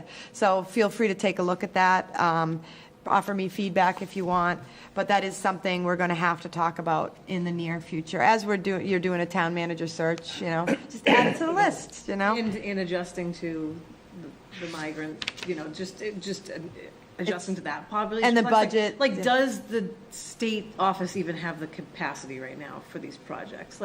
It just seems like it's so much, and it's changing the fabric of every community, and I get we're in a crisis, but it's a lot at once. It is a lot at once. It's frightening. It is. I agree. Licensing and permitting software, the town manager's office and the Board of Health are on track to launch the new permitting software system that the building department has used. It's Permitize. They'll be up and running by October 1st. So then we'll have 3 departments transitioned. And just a reminder, this was all due to grant funding, so no town money has gone into this. And we'll be onboarding land use departments and fire sometime in FY24. The financial summit, another little thing to do done. We're looking at the first week of December. There's been a discussion as to whether it runs, right before a select board meeting. The only issue with that is the date that's thrown out. I know Dr. Berdos was hoping to do was it a superintendent? Like meet and greet at the library, be able to an open house, kind of be able to answer questions. So the Wednesday would work better. I don't know that we would have advisory committee at that time. Usually they start up in January for fall town or regular town meetings. So It's up to the board. We've done it on a Wednesday and a different day in the past so that all 3 boards can come in. We've also done it last year right before a select board meeting and just started the select board meeting later, so. So you would kind of be bumping Dr. Burtis's plan, but I think she kind of indicated She didn't want to, but would. yeah, Change. yeah, so. I thought it'd be easier for the board with everything going on to do it all in one day, but certainly feedback. What do you guys think? I just want to get the save the date on my calendar. Whatever it Yeah, is. whatever it works. One day or 2 different days? One? Yeah, I think one. One. Okay. So what One. was that, December 5th? Yes, Tuesday, December 5th, so we'll start at 6 o'clock. Start at Do 6, to have the tri-board 7:30. meeting, and then our meeting at 7:30. So obviously that's subject to making sure everybody else can do it, but we vetted it lightly, so. Okay, good. We can let Amy know, and AdCom, I think, is flexible and appreciated if be kept in the loop. So Marie has already agreed to that presentation date, so. Let's get the date out now. Yep, Yeah. we'll do.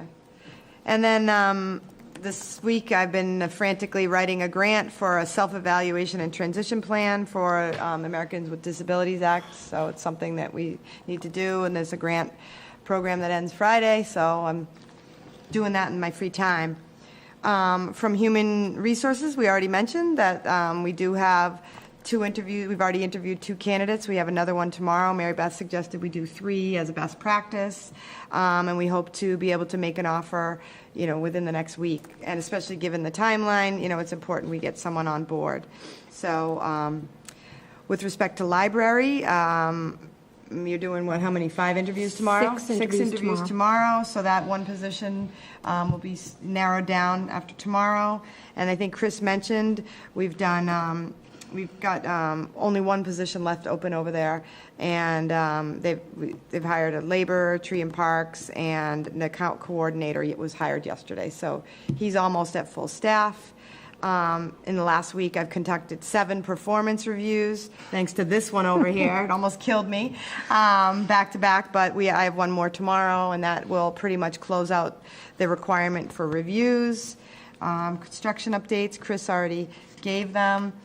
A miscellaneous update I have is just Hurricane Lee. I have no knowledge of it, but just for residents, I did see a report, intel on a possible wind effects on Saturday, so residents should just keep their eye on the forecast, that's the best way to know. And that's all I have. Just one thing that's on your list too is, I know that it kind of blew up last year with the Lions and the POW vigil at the same time. Yep, And that's they are coming up. scheduled for the same time again this year, but just making sure everyone knows that all the groups vetted that out and are in agreement and know it's going to be happening, since that was kind of, I think, the straw that broke the camel's back last year on common use. Yeah.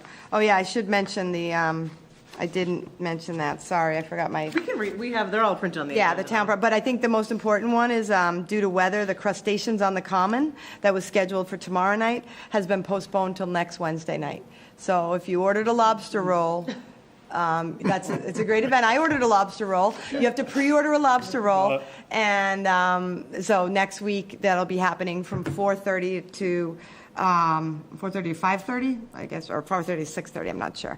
And then, there was a block party that was held. We did talk to them about getting it in earlier next year. The POWMIA Vigil is hosted by Veteran Services is September 15th for 24 hours, starting at 3 p.m. And there's a couple car washes on September 17th and 23rd. Contagious. Yes. Thank you. Under Selectmen's update, Paige already mentioned, we got heads up on the Zach Bryant concert, which was very nice before it went out social media. But the big important thing under old business, we had Clean Up Foxborough Day come in our last meeting, but as they met, they decided it was better to move back to a springtime cleanup. So they're postponing Foxborough cleanup till May 11th, 2024. Any other thoughts from the board? All right, we've got 4 action items that I'm going to roll into then. All right, motion to approve the change of officers for President and Treasurer from Lynn Schweinfurth to Joshua Wilson, and Vice President and Secretary Michael Kaplan to Sarah Muster for Red Robin International at 201 Patriot Place. Second. Any further discussion? Under further discussion, they did have a cocktail competition at Patriot Place, and Red Robin was the winner. Who would have thought, with all the Nice. restaurants up there, that Red Robin would have the winning cocktail, so, Wow. yeah. All those in favor? All right, next we have a use of public way. So motion to approve the use of public way application for the Knights of Columbus Annual Tootsie Roll Drive on September 30th from 8 to 1 p.m. on the corners of the Common. Second. Any further discussion? All those in favor? All right, motion to appoint Eric Hogberg to the Zoning Board of Appeals as an associate member for a term to end May 31st, 2024. Second. Any further discussion? All those in favor? Motion to appoint Tom Roshbach to the Stadium Advisory Committee for a term to end 5/31/24. Second. Any further discussion? All those in favor? Aye. All right, motion to adjourn. If I can clarify one thing. What about the extended There's hours? Oh, three did I miss more. one? Oh, I have to scroll down. Sorry. Sorry. Can I, and I just have to point out, Katie, just let me know that, Sorry, go ahead. oh, is it fixed in there? It's not. Okay. So Jake and Joe's asked for 11 a.m., not 10 a.m. So only the Renaissance and Wormtown is 10 a.m. Jake and Joe's is 11. Okay, so I'll read that as I do it, okay. All right, sorry, I had three more. We have a lot of action items. I had to scroll the other way. Motion to approve the extended hours request for Renaissance Hotel and Hilton Garden Inn at 26 Patriot Place and Wormtown Brewery LLC at 250 Patriot Place to open and serve alcohol starting at 10 a.m. on October 8th, October 22nd, November 5th, and December 3rd, 2023. Second. Any further discussion? All those in favor? Motion to approve the extended hours request for Jake and Joe's at 25 Foxborough Boulevard to open and serve alcohol starting at 11 a.m. for all remaining Sundays in 2023, beginning 9/17/23. Second. Any further discussion? Yeah. Why? Like, they're not up at the state, I mean, I know when we usually do this in restaurants who are up the stadium, it seems to be all game days. I think 11 a.m. is lunch. Like, I think that's probably why they're not looking for 10. Katie's on. Katie? Okay, perfect. Did you hear the question? It's coming down from their corporate office. They are now going to be starting to incorporate an earlier lunch. So it's not something that just this Jake and Joe's decided. It's coming down from their corporate office. And that's within the normal hours. Like, we're not making an exception. That's normal hours for Sunday. They're just changing their hours? Not normal Sundays. Normal Sundays would be noon. Oh, starting noon. Okay. I mean, I'm just, I mean, normally it's noon, right? I don't know. So corporately, they're opening at 11 instead of 12? Yes. Or I understood as they were always open and maybe they're looking for just alcohol. What's the difference? Which are they doing? That's what I was thinking. I'm going to look up their time that they're open right now. I mean, even if they were open at 8 a.m. on Sundays, they wouldn't be able to serve alcohol until noon. I just don't think that there's no reason to change when they get to serve alcohol. Like, I know we do it up at the stadium and we do it on game days because everybody's there. So And we do it for brunches elsewhere. yeah, if right? somebody, well, yeah. If This they falls under apply the for it. brunch law. Yeah. That's why I kind of, I don't know, that's why I kind of feel like the time that's given to them is noon. I'm just not seeing why we would switch it. I guess I don't see a good reason to switch it. But we do it for other restaurants that do it for all, like the other brunch ones. Like I could be wrong, but I feel like maybe Davio, Skip. So like I think this one to me falls under like just brunch. Like Are they, Union Straw probably. Yeah. does it. Yeah. Yeah, are they serving brunch? yeah, they're opening for lunch at 11. Well, they already open right now at 11:30. They're going to be I think they're going to be switching their hours on every Jake and Joe's and switching that to 11 a.m. So they'd want to serve right when they open for business. Yeah, so it really falls under the brunch umbrella on a Sunday. But they're not changing their menu. They're not, you know You what I'm don't saying? have to They're so not- long as food is served. Yeah, I'm just saying, normally isn't there normally a reason? Is 12 normally the time, or is it based on when they open, Katie? No, 12 on Sundays is the normal time. Yeah, like This is Red just Wing like, opens at like 12 Doc said, it would be because falling that's under like a when brunch like- opening early. They did not say that they are going to be serving brunch items, but yes, like an earlier lunch. Do we have other restaurants that serve earlier just because they're open and are looking to serve? Because I guess brunch can be, I mean, it's brunch. It doesn't mean you have to have pancakes on the menu. Do we have other Right. restaurants that we do allow to open at 10 every Sunday? I mean, 11 every Sunday. Yeah, Union Straw. Just the ones that are up at Patriot Place. So right now it is Davio's, and there is one more that did, that was on the last agenda. They're up at Patriot Place, but yes, they are falling under like the brunch category, but they're at, Doesn't in the year Union round Straw serve alcohol early Sunday? I'm sorry, which was the restaurant? I'm sorry, I couldn't hear you. Union Straw. Don't they have a brunch at? I believe Sunday? Union Straw, actually, they're one, I believe I think it's Jake and Joe, I'm sorry, I think it's Union Straw, Citizen Crust, and the stadium all had an alteration of hours, and they are always going to be 10 a.m. on Sundays. That's just when they submitted their license, that's what came through. And if you remember, Gillette did their hours amendment about a year ago. So I think What about Conrad's? What time do they, are they 11 or are they noon? Well, I'm saying, but they're not asking Noon. to change their license. They're just, I mean, my point is, normally for restaurants, like I just said, I mean, the Red Wings in Walpole, so I'm just saying, but 12 o'clock, I think, is yeah, Sunday. but the rules changed. You could have brunch on Sunday earlier. That came down from the state years ago. And now they're corporately changing their hours to fall into that. And I don't think we should that's- cripple a restaurant that's outside of the stadium just because they're not at the stadium. Like, they should be allowed to open early too on Sundays, just like other restaurants should. But wouldn't they do it the process the way the other restaurants did?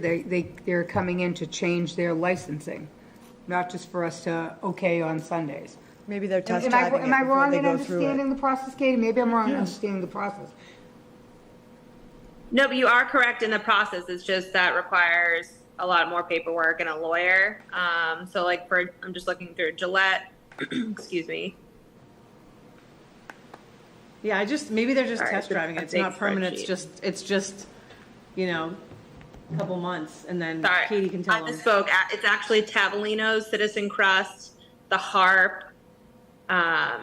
They are all set for every Sunday, no matter what year it is, to start serving at 10 a.m. on Sundays. Okay, that's better. I thought we were just okaying those on game days. No. That's why. Well, no, because my point is, they opened at 11:30 and weren't serving till 12. So they already had, so now they're want to open 11. So they didn't try to change it before. She said their normal open hours. I'm just saying there was always the reason why it was 12 o'clock on Sundays. That's why I want to make sure there was a good reason why we were going to do it. That's all. Okay, all those in favor? All right. All right, we have 2 minutes to approve. Motion to approve June 28th, 23 Select Board minutes? Second. Any further discussion? All those in favor? Aye. Motion to approve August 16th, 2023 Select Board minutes? Second. Any further discussion? Nope. All those in favor? One, we just need Dennis Keefe's initials. I don't know if maybe they're not in there somewhere, and that's why okay. Sorry. It's just- Adjourn. All right, motion to adjourn. Just before a second, I wanted to say it earlier, Christina, that was a really nice job on the manager search. Thank you. Yes. Taking all the information, Good job. putting it all together in a very digestible format. It was really, really good, so thank you. And a very nice looking PowerPoint as well. Yeah, all what I do. across. What she does. All right, Second. all right. Any further discussion? All those in favor? Aye. Good night, everybody. Good night.